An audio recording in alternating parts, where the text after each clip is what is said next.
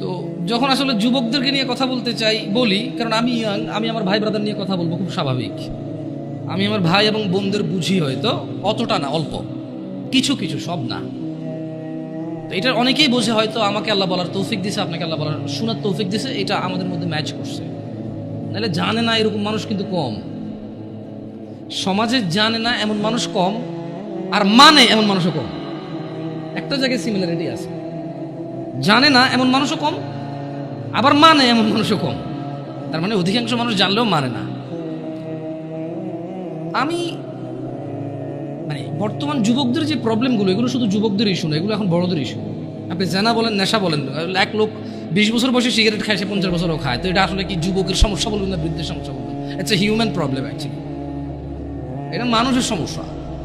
ওর লোক, ওর চরিত্রের প্রবলেম। ওর এবারে জোয়ান চরিত্র আর বুড়া চরিত্র বলে কোনো কথা নাই জায়গায়। এক লোক গাঁজা খায়, মদ খায়, জানা করে, ও বিয়ের আগে করছে, বিয়ের পরেও করে। তো এটা কি জোয়ান সমস্যা বলবো আমি? যেটা জোয়ানদের সমস্যাটা যুবকদের সমস্যা না? তাহলে ভাবিরা যে অপকর্মে লিপ্ত হয়, ভাবি কখন হয়? যখন কারো বিয়ে হয় তখন সে ভাবি হয়। বিয়ের আগে কেউ ভাবি হয় নাকি? বিয়ের আগে তো কেউ ভাবি হয় না। বিয়ের আগে কাউকে কেউ দুলাভাইও বলে না। তো দুলাভাইরা যে এত প্রবলেম করতেছে শালিকাদের সাথে বা অন্য কলিগসদের সাথে, এটা তো মানে দুলাভাই কি তার মানে কি মানুষের বয়স যখন 50 হয়ে যায় তখন কি তাকে দুলাভাই ডাকে না মানুষ? অন্য কিছু ডাকে না। আমি যদি, হ্যাঁ, ইয়াংদের মধ্যে ওরা গোপন করতে পারে না। প্রবলেমটা কোথায়? প্রবলেম হচ্ছে 30 বছরের এক লোক মহিলার সাথে শুয়ে সমস্ত সম্পদ ব্যয় করে দিতে রাজি, যাতে কেউ না জানে। আর 17 বছরের ছেলে মেয়ের হাত ধরে এসে বন্ধু বান্ধবকে ফেসবুকে স্ট্যাটাস দিবা, আজকের সাথে হোটেলে এসেছিলাম। এইখানে একটা ডিফারেন্সই আছে, যেটা আমি ফাইন্ডিং যেটা করছি আর কি। অপরাধ প্রবণতা আসলে জোয়ান বুড়া বলে কথা না। যার চরিত্র খারাপ তার চরিত্র খারাপ, যে আল্লাহকে ভয় করে না সে করে না।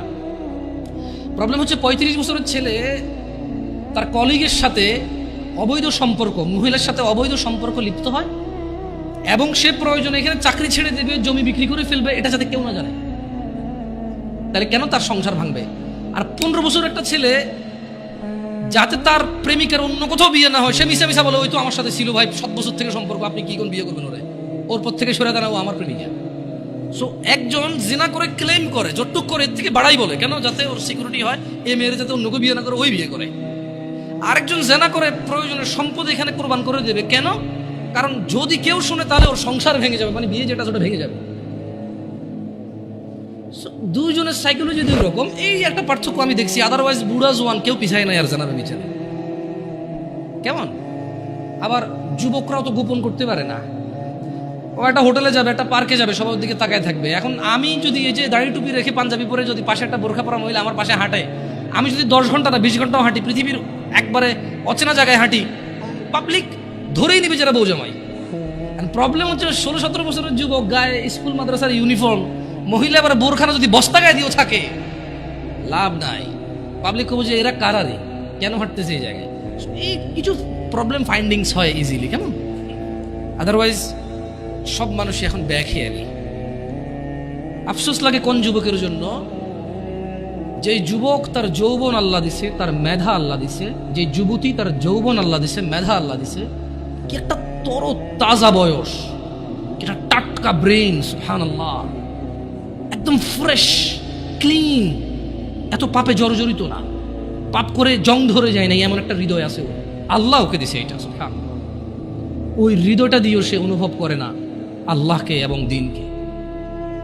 সে উদাসীনতায় সে তার সময় পার করে। কার মতো? যেই লোকটা 50 বছর বয়স অপরাধ, চুরি, মিথ্যা কথা, জানা, ব্যভিচার, বাপমার সাথে অন্যায় অবিচার, মানে হারাম খাওয়া হতে, ইচ অ্যান্ড এভরি হারাম যেটা আল্লাহ নিষেধ করছে সেটা সে দৌড়ে দৌড়ে গিয়ে আগলে নিছে, যেটা আল্লাহ হালাল বলছে সেটা সে ভাগতেছে, সে পলায়ন করতেছে। 50 বছর তার বয়স। জং ধরা হৃদয়ের মানুষ যেমন বেখেয়ালি, আর 16 বছর, 20 বছর, 22 বছর, 25 বছরের যুবক ভাই অথবা যুবক বোন ওর মতোই উদাসীন। এই জিনিসটা আমাকে কষ্ট দেয়। তোমার হৃদয়টা তো জং নাই, তোমার তো এখনো মানে যদি পাপ কম বেশি যাই হোক, ক্ষমা চাইলে এটা ক্ষমাকারী কে? আল্লাহর কাছে কোনো কিছুই কম না, কোনো কিছুই বেশি না। আল্লাহ যে পিঁপড়া সৃষ্টি করছে এটা তুচ্ছ না। আবার পুরো পৃথিবীর আসমান জমিন ভর্তি যদি কেউ অপরাধ করে, এটা আল্লাহর কাছে বেশি না। বুঝতে পারছি? মানে আল্লাহর ব্যাপারটাই ডিফারেন্ট। সুবহানাল্লাহ, আল্লাহ সুবহানাহু ওয়া তাআলার ব্যাপারটাই ভিন্ন, ওনার উদারতাই ভিন্ন। যদি পিঁপড়া পায়খানার মধ্যে যে ব্যাজ না হয় এভাবে এভাবে হাঁটে, অনেকে দেখলে ঘৃণা করে বমি করবে, মহিলারা দেখলে ছোট ছোট তেলা পোকা দেখে মহিলারা লাভ দিয়ে খাটে উঠে যায়, ভয় পায়, ইয়াক ওয়াক করে ঘরে ঢোকে না। এই জিনিসটা আল্লাহর কাছে তুচ্ছ না। শুকর খাওয়া হারাম, আল্লাহর কাছে তুচ্ছ না। আমার জন্য খাওয়া নিষেধ, এটা আল্লাহ সৃষ্টি। কুকুর আমার জন্য খাওয়া নিষেধ, কিন্তু এটা তুচ্ছ না, এটা আল্লাহ সৃষ্টি, কেউ বানাইতে পারবে না এরকম কিছু, রাইট? আবার আসমান থেকে জমিন পর্যন্ত অপরাধ আল্লাহর কাছে বেশি কিছু না। আল্লাহ ভিন্ন, সুবহানাল্লাহ। ওনাকে ওনার ইউনিকনেস, ওনার প্রত্যেকটা জিনিস ওনার সমতুল্য সমকক্ষ কেউ নেই, কিছু নেই, উদাহরণ উদ্ধৃতি নেই ওনার ব্যাপারে। আমরা কাউকে উদাহরণ দিব, উদ্ধৃতি দিব এরকম নেই। উনি একক, অদ্বিতীয়, উনি সো ইউনিক, সুবহানাল্লাহ। উনি আলটিমেট ইউনিক, এরপর আর কিছু নাই। সো যুবকদের এই জিনিসটা খুব খারাপ লাগে, উদাসীনতার এই ব্যাপারটা। আল্লাহ সুবহানাহু ওয়া তাআলা কোরআনুল কারীমে বলেন যে আফা হাসিবতুম আন্নামা খালাকনাকুম আবাসা, তোমরা কি মনে করেছো বা তোমরা কি মনে করেছিলে যে ওয়া আন্নাকুম ইলাইনা লা তুরজাউন, মানে তোমাদেরকে আল্লাহ অনর্থক সৃষ্টি করেছেন এবং তোমরা আল্লাহর কাছে ফিরে যাবে না, তোমাদেরকে আল্লাহ ফিরাই নেবে না, ওনার কাছে ফিরতে হবে না, তোমরা ভাবছো? মানে 20 বছর বয়স, তোমার ঘুম আসলে ঘুম আসে, 2 দিন জেগে থাকতে চাইলে জেগে থাকতে পারো, হ্যাঁ, বল করতে পারো, ক্রিকেট খেলার সময় বল করতে পারো 60 কিলোমিটার বেগে, ফুটবলে কিক দিলে যে গোলকিপারে ধরো ওর হাত লাল হয়ে যায়, গরম হয়ে যায় তোমার কিকের পাওয়ারে, হ্যাঁ, তুমি এক দৌড় দিয়ে বুলেটের গতিতে যা হুন্ডার কাছে রেস দিতে পারো, সাইকেলের আগে দৌড়াইতে পারো, হ্যাঁ, আস্তে করে লুকিয়ে থাকা জাম্প দিয়ে যায় বিড়াল ধরতে পারো, পাখি ধরতে পারো, হ্যাঁ, রাতে 2টা বাজে কাউরে ভয় পাও না, প্রেমিকার ঘরের সামনে যে শার্ট খুলা তুই বাহিরে বিড়ালে ব্লেড দিয়ে হাত কেটে এলাম, এগুলো বলতে পারো, চ্যালেঞ্জ দিতে পারো। তুমি একটা কিছু না, হ্যাঁ, তুমি একটা কিছু। মহিলা মেয়ে বয়স 15, 16, 18, 20, 22 বছর পর্যন্ত এত কিছু করে না। এই 14 থেকে 18 ভিতরে বাপকে বলতেছে যে তুমি লাগবে না, আমার ও আছে, ও হইলেই চলবে। কত মানুষ গরিব আছে না, কি হয়েছে, নানা ধরনের উদাহরণ উদ্ধৃতি, মন যা চায় তা বলতে পারে। কেন এখনো জোয়ান যুবতী কোনো বিপদ চোখে দেখে নাই, যুবক যুবতী এখনো অভাব দরিদ্রতা চোখে দেখে নাই, বাপের ঘাড়ের উপরে খায়, যা খুশি তা করে, যেদিকে খুশি সেদিকে যায়, যা খুশি তা বলে। আল্লাহ বলছে যে আফা হাসিবতুম আন্নামা খালাকনাকুম আবাসা, তুমি যা খুশি তা করো, আমি তোমাকে তৌফিক দিছি, তাই বলে কি তুমি মনে করো আমি তোমাকে অনর্থক এমনি এমনি সৃষ্টি করছি? ওয়া আন্নাকুম ইলাইনা লা তুরজাউন, আর তোমাদেরকে কি আমি আল্লাহর কাছে ফিরে আনবো না আমি, এরকম ভাবো তোমরা? ইকতারাবা লিন-নাস হিসাবুহুম ওয়া হুম ফি গাফলাতিন মুরিদুন, মানুষের হিসেব নিকেশ নেই। প্রবলেমটা কোথায়? প্রবলেম হচ্ছে আমাদের বিবেক বুদ্ধি কোন জায়গায় নামছে। আমরা অসুস্থ মানুষের ব্যাপারে বলি, দিব্যি বলি না রে প্রচুর অসুস্থ, বা ইদানিং আর সুস্থ হয় না, এবার মারা যাবে। মানে আমাদের কাছে মনে হয়েছে মানুষ অসুস্থ হইলে মরে, আমরা কনফার্ম হয়ে গেছি মানুষ বুড়ো হইলে মরে, আমরা কনফার্ম হয়েছি মানুষ অ্যাক্সিডেন্ট হইলে মরে, আমরা কনফার্ম হয়েছি মানুষ অসুস্থ হইলে মরে, আমরা কনফার্ম হয়েছি মানুষ ক্রিটিক্যাল সিচুয়েশনে মরে। এমনি এমনি যে মরে যেতে পারি এটা আমরা মানে ইমানে রাখি না। এটা আমাদের কাছে মনে হয় যে মৃত্যুর একটা সিস্টেম আছে, মানে এটা আমি হব, জোয়ান হব, বুড়া হব, চুল দাড়ি পাকবে, তারপরে মরবো। আমি যে এনি টাইম মরে যেতে পারি এটা আপনি দেখেন আমাদের মধ্যে যারা আমরা জোয়ান আছি, আমরা কিন্তু কেউ বলি না হ্যাঁ রে ভাই যে কোনো সময় মারা যেতে পারি রে। আমরা সবসময় বলি যে আমার দাদা অনেক বুড়ো হয়ে গেছে, বাঁচবে না মনে হয়, আমার আম্মা আইসিইউতে দোয়া করেন ভাই বাঁচবে না মনে হয়, আপনার ভাবিটা ভাই বাচ্চা হওয়ার সময় মানে এক্সট্রা ব্লিডিং হচ্ছে, বাঁচবে না মনে হয়। ঠিক আছে, ওগুলো ক্রিটিক্যাল সিচুয়েশন, কিন্তু এরকম হাসপাতালে গেলে যদি মানুষ মারা যাইতো তাহলে কেউ হাসপাতালে যেত না। তার মানে হাসপাতালের রেশিও কি 100 জন ঢোকে 30 জনও মারা যায় না। আমি ভুল বলছি? প্রতি 100 জন যারা আজকে হাসপাতালে গেছে 20 জন মারা যাবে এদের মধ্যে। তার মানে যত মানুষ মরে হাসপাতালের বাইরে মরে। মানে আপনি এখন যেখানে বসে আছেন অথবা আমি যেখানে বসে আছি, খুব একটু সূক্ষ্মভাবে যদি চিন্তা করি, আমরা হাসপাতালে যারা যায় তাদের মরার চিন্তা আমরা করি প্রচুর, অথচ হাসপাতালে 5% মানুষও মরে না। একজন ডাক্তার 1 মিনিটের রুগী দেখে, আমি চিনি লাকসাম উপজেলার, নাম বললাম না, তা শিশু ডাক্তার, আমার ছোট ভাইকে দেখাইতে নিয়ে গেছি, 112 নম্বর সিরিয়াল চলতেছে আমার, বললাম আসছে কবে, কয় আসো, এখন এসার আগে 111 জন দেখে ফেলছে, আমরা 12তম ঢুকছি। এর মধ্যে কিছু লোক আসে নাই, আবার কিছু লোক তো তার পিএসএ হয়তো 100-200 টাকা খেয়ে সিরিয়ালের বাইরে দিয়ে দিছে না, তো আমি এটার যোগ বিয়োগ ধরে মাইনাসে প্লাস ধরে ফেলছি, বুঝছেন? আমি চিন্তা করলাম যে সে তো 140 মানে 100 সর্বোচ্চ 160 থেকে 70 মিনিটে সে 112-13 জন রুগী দেখে ফেলছে। তো ওর যদি গড় রেশিও করে 1000 তো 2জন মরতেছে না ওইখানে হাসপাতালে। একটা বিশাল হাসপাতাল, ভর্তি হইতে পারে রুগী 100 জন 150 জন, ওখানে কি ডেইলি 20 জন মারা যায়? বরঞ্চ অথচ সরকারি হাসপাতালগুলো ভয় পায় মারা যাবে বলে যে ঢাকা মেডিকেলে নিয়ে চলে যান, জানা যে ওখানে মারা গেলে কোনো সমস্যা নাই, দায়বদ্ধতা নাই, তেমন ডাক্তারদের জবাব দিতে নাই, সরকারি হাসপাতাল মরছে, রোগী ক্রিটিক্যাল ছিল মরছে, আর গরিব মানুষ যায় ওখানে, আমার মতো লোকেরা যায়।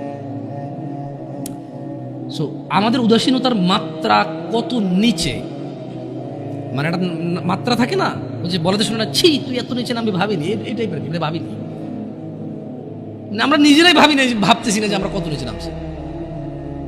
অথচ আল্লাহ সুবহানাহু ওয়া তাআলা বলেছে ইকতারাবা লিন-নাসি হিসাব, আপনি বলছেন মরার কথা, আমি আর আপনি এখানে ডিসকাস করতেছি 2023 ডিসেম্বরের আজকে 1 তারিখ, রাইট? আজকের দিনে আমি আর আপনি ডিসকাশন করতেছি আমরা কেন মরার কথা ভাবি না, খালি অসুস্থ রোগী ভাবে, কিন্তু আল্লাহ মরার কথা না। আমার বাপ চাচা মরছে, দাদা মরছে, বাবা আদম আলাইহিস সালাম হতে সবাই মরছে, যারা ছিল, আমরা যারা আছি মরবো, আমাদের পরে যারা আসে তারা মরবে, কিয়ামত পর্যন্ত যত মানুষ আসবে সবকিছু নষ্ট হয়ে যাবে, মরে যাবে, পৃথিবীতে চলে যাবে, কত দূরের কথা। অথচ আমি আর আপনি 2023 ডিসেম্বরে চিন্তা করতেছি, মরার কথা আলোচনা করতেছি, এটাই আমাদের বুঝে আসতেছে না। কোরআনুল কারীমে আল্লাহ তাআলা বলছে যে ইকতারাবা লিন-নাসি হিসাবুহুম ওয়া হুম ফি গাফলাতিন মু'রিদুন। আরে মরা তো দূরের কথা, মানুষ যে মরে যাবে, হাজার হাজার লক্ষ লক্ষ বছর পার হবে, হাসর হবে, ওর বিচারের দিন হবে, এটাই নাকি নিকটে। বলছে যে মানুষের হিসেব নিকেশের সময় আসন্ন, এই চলে আসতেছে, অথচ তারা ওহুম ফি গাফলাতিন মু'রিদুন, অথচ তারা উদাসীনতায় মুখ ফিরিয়ে রয়েছে। আপনি আর আমি বাঁচার স্বপ্ন দেখি, বুড়ো হয়ে মরবো এই প্ল্যান করি, আর আমরা মরে আমাদের পরের প্রজন্ম, হাজার হাজার প্রজন্ম মরে যাবে, জন্ম হবে, বেঁচে থাকবে 60, 70, 100 বছর বাঁচবে, সব কিছুর পরেও এই সব কিছু মিলিয়ে আল্লাহ বলতেছে যে আর এদের হিসেবের সময় তো চলে আসছে, এই চলে আসতেছে, অথচ এরা এখন উদাসীনতা। আপনাদের মনে হয়েছে কি কিয়ামত ঈসা আলাইহিস সালাম আসবে, তারপরে মানুষ ওপেন কুকুর বিড়ালের মতো রাস্তাঘাটে জানা করবে, মানুষ পশুর মতো আচরণ করবে, মানুষের আল্লাহ নাম ডাকার মতো লোক থাকবে না, তারপরে কিয়ামত হবে? এটা তো ঠিক কথা, এটা তো সমষ্টিগত কিয়ামত, মানে এরপর আর কোনো কিছু অবশিষ্ট থাকবে না। এরপরে কি, যখন ওই কিয়ামত হবে তখন আর কোনো কিছু কি অবশিষ্ট থাকবে না, কিন্তু যে ব্যক্তি যেদিন মারা যায় তার কিয়ামত তখন শুরু হয়ে গেছে। কথা বুঝতে পারি নাই, যে লোক মারা গেছে ও কি ওই ধ্বংস দেখবে? ও তো ধ্বংস হয়ে গেছে, শেষ।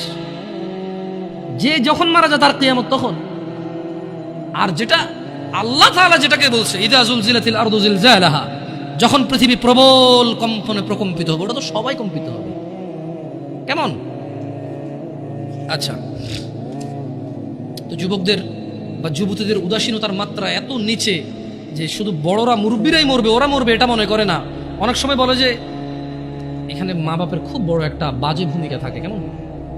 আমি বড় অবাক হলাম, আমার কাছে মেসেজ আসে ছেলেপেলের যে আমি কলেজে পড়ি, স্কুলে পড়ি, ভর্তি হয়েছি, দাড়িটা রাখার আমার খুব ইচ্ছা।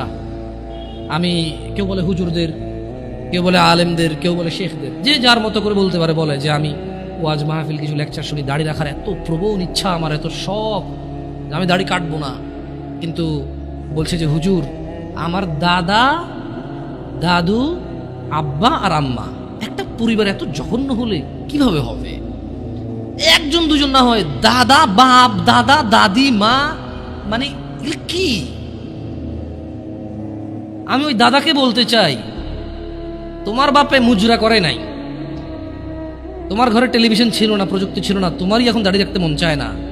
তুমি তোমার নাতিকে আর ছেলেকে যে দাড়ি রাখতে দিচ্ছ না, পর্দা করাচ্ছ না মেয়েদেরকে, তো যাদেরকে রেখে পৃথিবীতে চলে যাবো ওরা তো ন্যাংটা হাঁটবে গো, ন্যাংটা হাঁটবে ওরা। তুমি বলছো যে একটু ঢাকো নাহলে শরম, হ্যাঁ, ওরা ন্যাংটা হেঁটে বলবে সাহসের ব্যাপার, পর্দা হলো মনে। তুমি বলতেছো যে পর্দা হাত পা সব ঢেকে চলাকে বলে না, মনের পর্দা, তো ওরা এটাকে পুরো অ্যাপ্লাই করে ফেলবে। এটা আফসোসজনক কথা। কেমন? মানে একটা পরিবারের বাপ যদি বলে ছেলেকে দাড়ি কাটতে, ছি ছি ছি ছি ছি, এটা ঠিক এরকমই তো যে কেউ কোনো বাপ তার ছেলেকে বলতেছে তোমার বোনকে বিয়ে করো। এই এরকম এটা দাড়ি কাটার কথা বলছে, নাউজুবিল্লাহ বলে না, অথচ দুটি আল্লাহর বিধান। মানে ব্যাপারটা হয়ে গেছে কি, মহিলা তার স্বামীকে বলতেছে তুমি ভালো হও, প্লিজ তুমি ভালো হও। তো ভালো কিভাবে হবো আমি? তুমি না সিগারেট খেয়ে ওকে খাইলাম না, তুমি না অন্য মেয়েদের সাথে কথা বলবো না, হ্যাঁ বললাম না, তো তুমি না নামাজ পড়ো, হ্যাঁ পড়লাম, আমি বিয়ে করবো না। না আরে বেটা, নামাজ পড়তে আল্লাহ বলছে, বিয়ে করতে আল্লাহ বলে নাই? বিধান দুটো কি দুজনে দিছে নাকি? না না, আমি ইনফ্লুয়েন্স করতেছি না, আমি নিজেই একটা করছি। আলহামদুলিল্লাহ। কঠিন রে, কঠিন, খুব কঠিন। যাই হোক, আমাদের বলা অনেক সহজ, করা অনেক কঠিন। কেমন? যাই হোক, আল্লাহ ইল্লা মাশা আল্লাহ। তো মানে ইসলামের বিধানটা কেমন? বাপ মা বলতেছে যে বেকার থাকিও না, বেকারকে ইসলামও পছন্দ করে না, কিন্তু ইসলাম কি ঘুষ অ্যালাউড করে? সুদ অ্যালাউড করে? হারাম সিগারেট বিক্রি করার কোম্পানিতে কাজ করা ইনকামকে অ্যালাউড করে? সুদি ব্যাংকে চাকরি করে টাকাকে ইসলাম অ্যালাউ করে? মা বাপ বলে যে বেকার থাকিও না, ইসলাম পছন্দ করে, মুসলিমরা বেকার থাকতে নাই, কিন্তু এই মা বাপই টাকা ইনকাম হলে আবার ওই যে ইসলামের দোহাই দিয়ে ওকে চাকরি করতে বলে, ওই ইসলামের দোহাই দিয়ে আর উপার্জনটা হালাল নাকি হারাম এটার পরামর্শ দেয় না, হইলেই হইল ইনকাম। আপনি আরেকটা বিয়ে করবেন এটা তো অনেক দূরের কথা, আপনি ঘুষ খান, সুদ খান, ডাকাতি করেন, টেন্ডারবাজি করেন, চাঁদাবাজি করেন, দুর্নীতি করেন, আপনার বউ কিচ্ছু বলবেন আপনাকে খারাপ। খালি অপরাধের মধ্যে একটা অন্য মহিলার সাথে কথা বলেন, তারপরে দেখেন আপনার অপরাধ কি।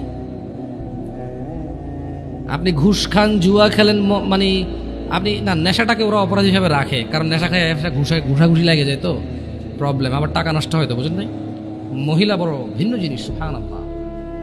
আমি মহিলাদের চরিত্রে হতবাক হই, আমি মহিলাদের চরিত্রে হতবাক হই, নির্বাক হই। কিভাবে? যে ও ঘুষ, দুর্নীতি, চাঁদাবাজি, টেন্ডারবাজি, মিথ্যা কথা, মারামারি, কোনো কিছুকে স্বামীর বদনাম মনে করে না। অপরাধের মধ্যে নেশাটা করলে এবং অন্য মহিলার সাথে কথা বললে এই তার আর সহ্য হয় না, কারণ এটা তার রিলেটেড। নেশা করলে তার হক নষ্ট হয়, অন্য মহিলার সাথে কথা বললে সে মনে করে তার হক নষ্ট হয়। আরে আপনি বলতেছেন অন্য মহিলা, আপনি আরেক বিয়ে করবেন বললে সে মনে করে তার হক কমে যাচ্ছে। আমি একবার একজনকে বললাম, আমাকে বললো যে না না আমি আবার মহিলাদের সাথে কথা বলি না, এটা আপনারা চেক করি না, আমরা ফেসবুকে মেসেজ দিয়ে চেক করি, আমি রিপ্লাইও দিই না। প্রশ্ন পড়ি, প্রশ্ন যেটা খুব ক্রিটিক্যাল মনে হয় রিপ্লাই করি, তাও লিখে কথা বলবো, ভয়েস মেসেজ এগুলো অ্যালাউড করি না। কেমন আমার কথা লিখে যান, উত্তর পারলে দিব, নাহলে ইগনোর করে দিছি, শেষ। তো বলছে যে আচ্ছা হুজুর, আমার স্বামী আরেক বিবাহ করবে, তো আচ্ছা এরকম কমপ্লেন কি 60 বছরের মহিলা দেয়, 40 বছরের মহিলা দেয়? এই জোয়ান মহিলা, জোয়ান পুরুষদেরই ঘটনা। এই মাত্র দাড়ি টাড়ি রাখছে, একটু কোরআন পড়তেছে, বিয়ে অর্ধেক দিন, হ্যাঁ একটু আগে 4-5টা গার্লফ্রেন্ড ছিল আর কি, এখন সে একটু দিনে চলে আসছে না, দিনে চলে আসছে। 4-5টা গার্লফ্রেন্ড ছিল, এখন 1 লাখ বউনি থাকতে ইসলাম তো বিয়ে অ্যালাউডই করছে। এখন সে বিয়ে করছে 3 বছর, আরেক বিয়ে করার জন্য পাগল হয়ে গেছে 1.5 বছর থেকে। মানে তার প্রথম বিয়ের বয়সে 3 বছর, 1.5 বছর থেকে ঝগড়া চলতেছে করে আরেক বিয়ে লয়ে। বুঝেন, ওই ক্যাটাগরির কিছু সিচুয়েশন আছে। তো মহিলা বলছে যে মানে দিনী বোন বলছে যে লিখছে আর কি। তো আমি মনে হয় 15 বা 20 দিন পরে মেসেজ ওপেন করে দেখলাম যে হ্যাঁ লম্বা এক চিঠি। প্রথম কথা এত লম্বা লিখলাম, ইগনোর করে পড়ি না, আমি কে পড়বে এটা। তো তারপর আল্লাহর ওয়াস্তে পড়তে বলেছে, আমি লিখেছি যে আল্লাহর ওয়াস্তে বলা ঠিক না, আপনি এটা বলবেন না কখনো, কেমন কাউকে বলবেন না। তো ঠিক আছে, পড়তেছি এক পর্যায়ে বললো যে আমার স্বামী আরেক বিবাহ করতে চায়। তা আমি বললাম আল্লাহ তাকে এই অধিকার দিছে, করতেই পারে, হোয়াট ইজ ইউর প্রবলেম? তো সে রিপ্লাই দিল যে না হুজুর, ব্যাপার হচ্ছে সে, আমি এখন একা, আমারই হক ঠিকভাবে আদায় করতে পারে না, সে যদি আরেক বিবাহ করে তাহলে আমার হক কি কমে যাবে না? আমি বললাম কিভাবে? বলো যে ইসলাম তো ইনসাফ হিসেবে বলছে এই বউর কাছে যা থাকবে এই বউর কাছে তা থাকবে, তাহলে আমারটা ভাগ হয়ে অর্ধেক হয়ে গেল না, কমে গেল না? আমি বললাম তাহলে আপনার ভাই বোন কয়জন? 3-4 জন। আমি বললাম তো আপনার আব্বা যখন প্রথম ছেলে হয়েছে, ওই ছেলে তো বড় ছিল, আব্বা আরেকটা পোলা হওয়া মানে আমার জমিতে ভাগ হওয়া, খবরদার। সিম্পল কথা না? স্বামী যখন 2 বিয়ে করে বউর হক ভাগ হয়ে যায়, অর্ধেক হয়ে যায়, এটা জুলুম। তাহলে কোনো মা বাপের উচিত না একটার বেশি সন্তান নেওয়া, কারণ যত সন্তান তত ভাগ। যে যারা এগুলা মানে ইয়াংদের মধ্যে প্রবলেমগুলো বেশি আছে, তো তাহলে তো দিনী বোন তখন তো চিন্তা করা উচিত যে আমি তো পৃথিবীতে আসতে পারতাম না, আমার মা বাপ যদি চিন্তা করতো বাচ্চা একটা হয়েছে আরেকটা হলে ভাগ হয়ে যাবে জমি, তো আমারই দুনিয়াতে আসার কোনো কায়দাই ছিল না, ঠিক না? তা আসলে কেউ কারো হক কমাইতে পারে না, বাড়াইতে পারে না। যার জন্য আল্লাহ যা বরাদ্দ করেছে তার উপরে কি করতে হবে? এই থাকতে হবে। উদাসীনতা থাকা যাবে না। যুবকদের উদাসীনতার মধ্যে ছেলেদের প্রবণতা। আচ্ছা মহিলাদের কথা বললাম, পরে আবার আমি দেখছি কিছু ইউটিউব চ্যানেলে যাওয়ার পরে মহিলারা পুরো খেপে যায়, বলে উনি একতরফা কথা বলছে। গার্মেন্টস কর্মীদেরকে নিয়ে ছেলেদের খুব বাজে মন্তব্য থাকে, বিশেষ করে তারা রিয়েলিটি জানেও না, তাদের অবজারভেশন ঠিক আছে। প্রশ্ন, আমি মুফতি না, কোনো প্রশ্ন উত্তর নাই জায়গায়। আচ্ছা আপনারা জাজ করবেন, এটা আমি আপনাদের অনুরোধ করবো, আপনারা নাহলে ধ্বংস হয়ে যাবেন, আপনাদের উপায় থাকবে না। নাইলে খবরদার যাকে তাকে প্রশ্ন করবেন না। আমি যাকে তাকে মধ্যে পড়ি, মনে করো না যেই সেই, আমি যেই সেই, টুকটা দুটা কথা বলতে পারি, আলহামদুলিল্লাহ, আল্লাহ তা বরকত দান করুন। ডাক্তার নির্বাচনের ক্ষেত্রে কিন্তু 5-7 জনকে জিজ্ঞেস করেন কোন ডাক্তারটা ভালো হবে, মেডিসিন নাকি ডেন্টাল নাকি ওই যে কিডনি নাকি অর্থোপেডিক্স, হোয়াট এভার। সো মুসলিমদের উচিত প্রশ্ন যখন তার কোন ক্যাটাগরির প্রশ্ন, এই ক্যাটাগরির প্রশ্নের জন্য কোন আলেমটা ভালো হবে, এভারেজ অ্যান্সার নিয়ে তালাকের প্রশ্ন যাকে তাকে জিজ্ঞেস করি এটা আমি অনুরোধ করবো।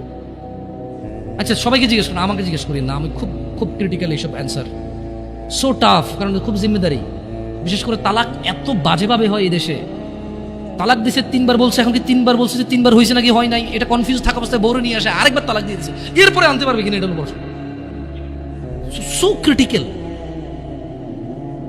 মানে 3 বার তালাক দিয়েছে, বউ জামাই আলাদা হয়ে গেছে, এখন পোলা পানে কান্দে, বাড়িওয়ালা মিলা গেরামি মিলাই দিয়েছে, এরপরে এখন আবার তালাক হয়েছে, এখন আগের বারে যে আসছে ওটা ঠিক আছে কিনা এটা নিয়ে প্রশ্ন। এখন তো তালাক তারা কনফার্ম হয়ে গেছে, বুঝতে চাই তারা, কিন্তু প্রশ্ন হলো যে হুজুর তাহলে আগে যে নিয়ে আসছিলাম ওটা কি গুণ হয়েছে? মানে প্রশ্ন এখন এরকম হয়ে গেছে, বউ জামাই তালাক হয়ে গেছে 5 বছর, যা একটা বাচ্চা হয়েছে আর কি, মাঝে মধ্যে আসতো। বউ জামাই তালাক হয়েছে 5 বছর, বউরও বিয়ে হয় নাই কোথাও, জামাইও বিয়ে করে নাই, এখন এটা আবার বিয়ে করতে চাচ্ছে, আবার নাকি বিয়ে করবে না। তো তুই বিয়ে করবি কেন আবার? তো বিয়ে থাকার কথা, যদি বিয়ে না থাকে তাহলে তো আর করার সুযোগ নেই। যদি আবার বিয়ে করা যায় তালাক দিয়ে, তাহলে তালাকের মূল্যটা হইল, আমি তালাক দিয়ে দিছি পার্মানেন্ট, তালাকে বাইন হয়ে গেছে খালাস, এখন আমি আবার বিয়ে করতে পারবো, তাহলে ওই বাইনের ভ্যালু কি? তাহলে ব্যাপারটা হলো যে বউ বললো যে তুই তোর ঘর করবো না, আমি গেলাম। এরপরে একদিন বলেছে না তোর ঘর করা দরকার, করে আইলো। জামাই বললো যে তুই আমার ঘর থেকে বেরো, তোর আমি রাখবো না, গেলো। এরপর আবার মনে হয়েছে যে না আসা দরকার, আসলো, এরকম হয়ে গেল। তো তালাকে বাইনের তখন তাহলে ভ্যালু থাকবে না, রাইট? কোয়েশ্চেন যাকে তাকে করবেন না, কেমন? যুবক ছেলেদের যেটা প্রবলেম বলতে চাচ্ছিলাম, মেয়েদের তো এটা বললাম, কেমন বিয়ের ক্ষেত্রে ওরা মানে আরো অনেকগুলো আছে, বললাম না, যেমন মেয়েদের বেশ কিছু প্রবলেম বলছি, জামাই সুদ খাক, ঘুষ খাক, মিশা কথা, টেন্ডারবাজি, চাঁদাবাজি, রাজনীতি কিন্তু ভালোভাবে কেউ দেখে না, আমিও দেখি না, সরি, তো রেকর্ডিং করে কিছু করার নাই, আমি পার্সোনালি এখন ভালোভাবে দেখি না।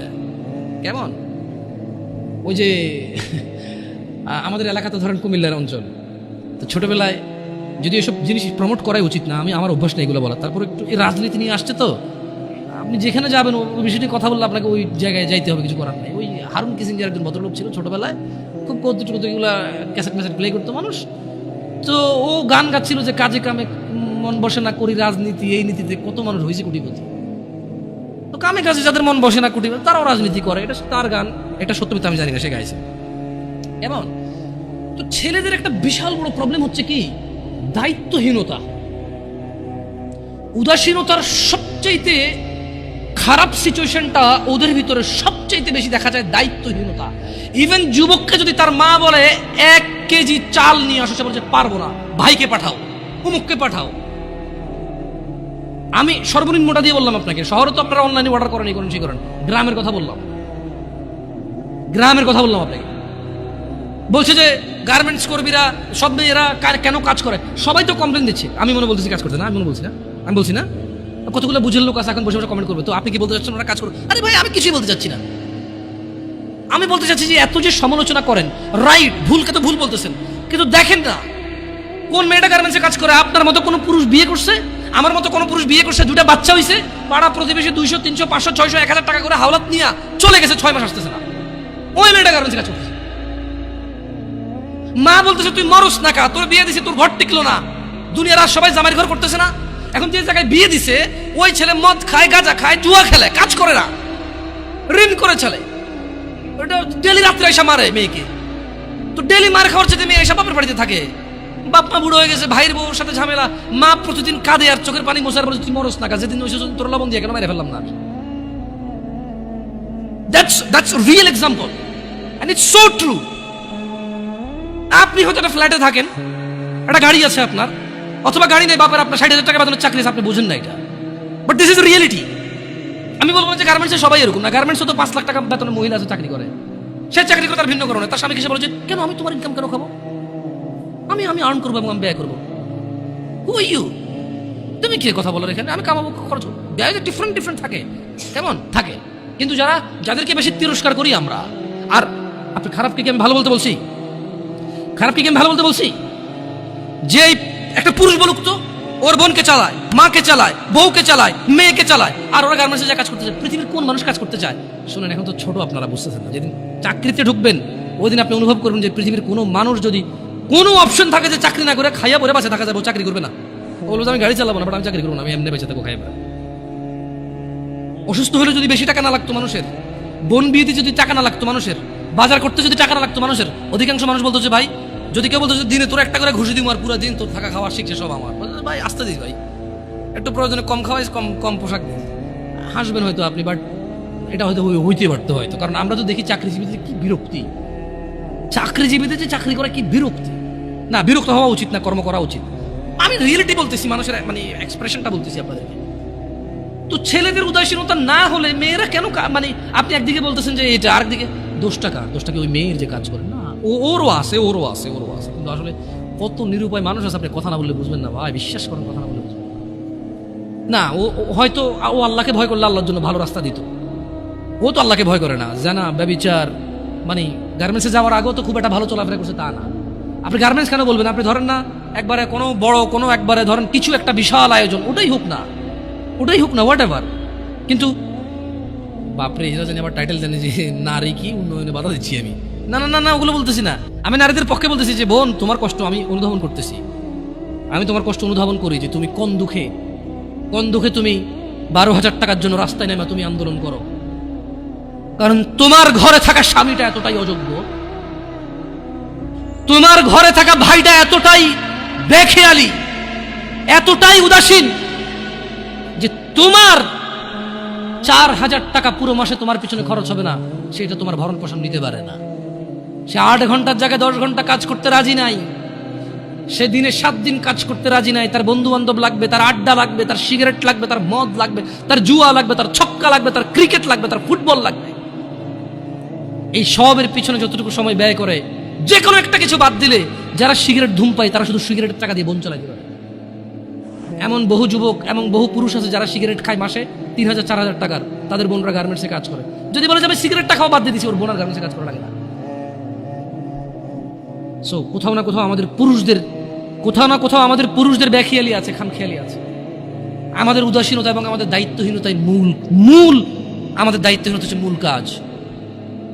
আমার মেয়ে, আমার বোন, আমার স্ত্রী, আমার মা, ওরা বের হয়, আমার অজান্তে বের হয় না, আমি ওদেরকে বাধ্য করেছি, দোষটা আমাদের উপরে আসবে। এমনি তো আল্লাহ নবী সাল্লাল্লাহু আলাইহি ওয়াসাল্লাম বলে নাই যে দাইয়ুস জান্নাতে যাবে না। কেন যাবে না? আজকে আপনি গার্মেন্টসে দোষ দিয়ে লাভ আছে? আজকে আপনি ওই ইট ভাঙার কি ব্রিক ফিল্ডে দোষ দিয়ে লাভ আছে? না, দাইয়ুস জান্নাতে যাবে না। মনে রাখবেন, যুবক অবস্থায় এই জিনিসগুলো নলেজ রাখা ভালো। বিয়ে শাদীর আগে কোন মহিলা যদি বেপরদার কারণে জাহান্নামে যায়, শুধু ও যাবে না, ওর সাথে কেউ না কেউ রিলেটেড থাকবে পুরুষ। কুড বি ফাদার, বাপ হইতে পারে, বড় ভাই হইতে পারে, তারপর হচ্ছে স্বামী হতে পারে। যদি ওর জাহান্নামে যাবার রিজনই হয় বেপরদা, খোলা মেলা চলাফেরা, মানুষ হাজার রিজনে জাহান্নামে যেতে পারে। আল্লাহ সবাইকে ক্ষমা করুন এবং হিদায়াত দান করুন, আমিন। তো যখন আসলে যুবকদেরকে নিয়ে কথা বলতে চাই বলি, কারণ আমি আমার ভাই ব্রাদার নিয়ে কথা বলবো, খুব স্বাভাবিক। আমি আমার ভাই এবং বোনদের বুঝি, হয়তো অতটা না, অল্প কিছু, সব না। তো এটা অনেকেই বোঝে, হয়তো আমাকে আল্লাহ বলার তৌফিক দিছে, আপনাকে আল্লাহ বলার শোনার তৌফিক দিছে, এটা আমাদের মধ্যে ম্যাচ করছে। নাহলে জানে না এরকম মানুষ কিন্তু কম, সমাজে জানে না এমন মানুষ কম, আর মানে এমন মানুষও কম। একটা জায়গায় সিমিলারিটি আছে, জানে না এমন মানুষও কম, আবার মানে এমন মানুষও কম। তার মানে অধিকাংশ মানুষ জানলেও মানে না। আমি মানে বর্তমান যুবকদের যে প্রবলেমগুলো, এগুলো শুধু যুবকদের ইস্যু না, এগুলো এখন বড়দের ইস্যু। আপনি জানা বলেন, নেশা বলেন, এক লোক 20 বছর বয়সে সিগারেট খায়, সে 50 বছরও খায়। তো এটা আসলে কি যুবকের সমস্যা বলবেন না বৃদ্ধের সমস্যা বলবেন? It's a human problem actually. এটা মানুষের সমস্যা। ওর চরিত্রেরই প্রবলেম। ওর এবারে জোয়ান চরিত্র আর বুড়া চরিত্র বলে কোনো কথা নেই জায়গায়। এক লোক গাঁজা খায়, মদ খায়, জানা করে, ও বিয়ের আগে করছে, বিয়ের পরেও করে। তো এটা কি জোয়ান সমস্যা বলবো আমি? যেটা জোয়ানদের সমস্যা, যুবকদের সমস্যা না। তাহলে ভাবিরা যে অপকর্মে লিপ্ত হয়, ভাবি কখন হয়? যখন কারো বিয়ে হয় তখন সে ভাবি হয়। বিয়ের আগে কেউ ভাবি হয় নাকি? বিয়ের আগে তো কেউ ভাবি হয় না। বিয়ের আগে কাউকে কেউ দুলাভাইও বলে না। তো দুলাভাইরা যে এত প্রবলেম করতেছে শালিকাদের সাথে বা অন্য কলিগসদের সাথে, এটা তো মানে দুলাভাই কি তার মানে কি? মানুষের বয়স যখন 50 হয়ে যায় তখন কি তাকে দুলাভাই ডাকে না মানুষ? অন্য কিছু ডাকে না। আপনি যদি ইয়াংদের মধ্যে ওরা গোপন করতে পারে না। প্রবলেমটা কোথায়? প্রবলেম হচ্ছে 30 বছরের এক লোক মহিলার সাথে শুয়ে সমস্ত সম্পদ ব্যয় করে দিতে রাজি, যাতে কেউ না জানে। আর 17 বছরের ছেলে মেয়ের হাত ধরে এসে বন্ধু বান্ধবকে ফেসবুকে স্ট্যাটাস দিবা, আজকের সাথে হোটেলে এসেছিলাম। এইখানে একটা ডিফারেন্সই আছে। যেটা আমি ফাইন্ডিং যেটা করছি আর কি, অপরাধ প্রবণতা আসলে জোয়ান বুড়া বলে কথা না, যার চরিত্র খারাপ তার চরিত্র খারাপ, যে আল্লাহকে ভয় করে না সে করে না।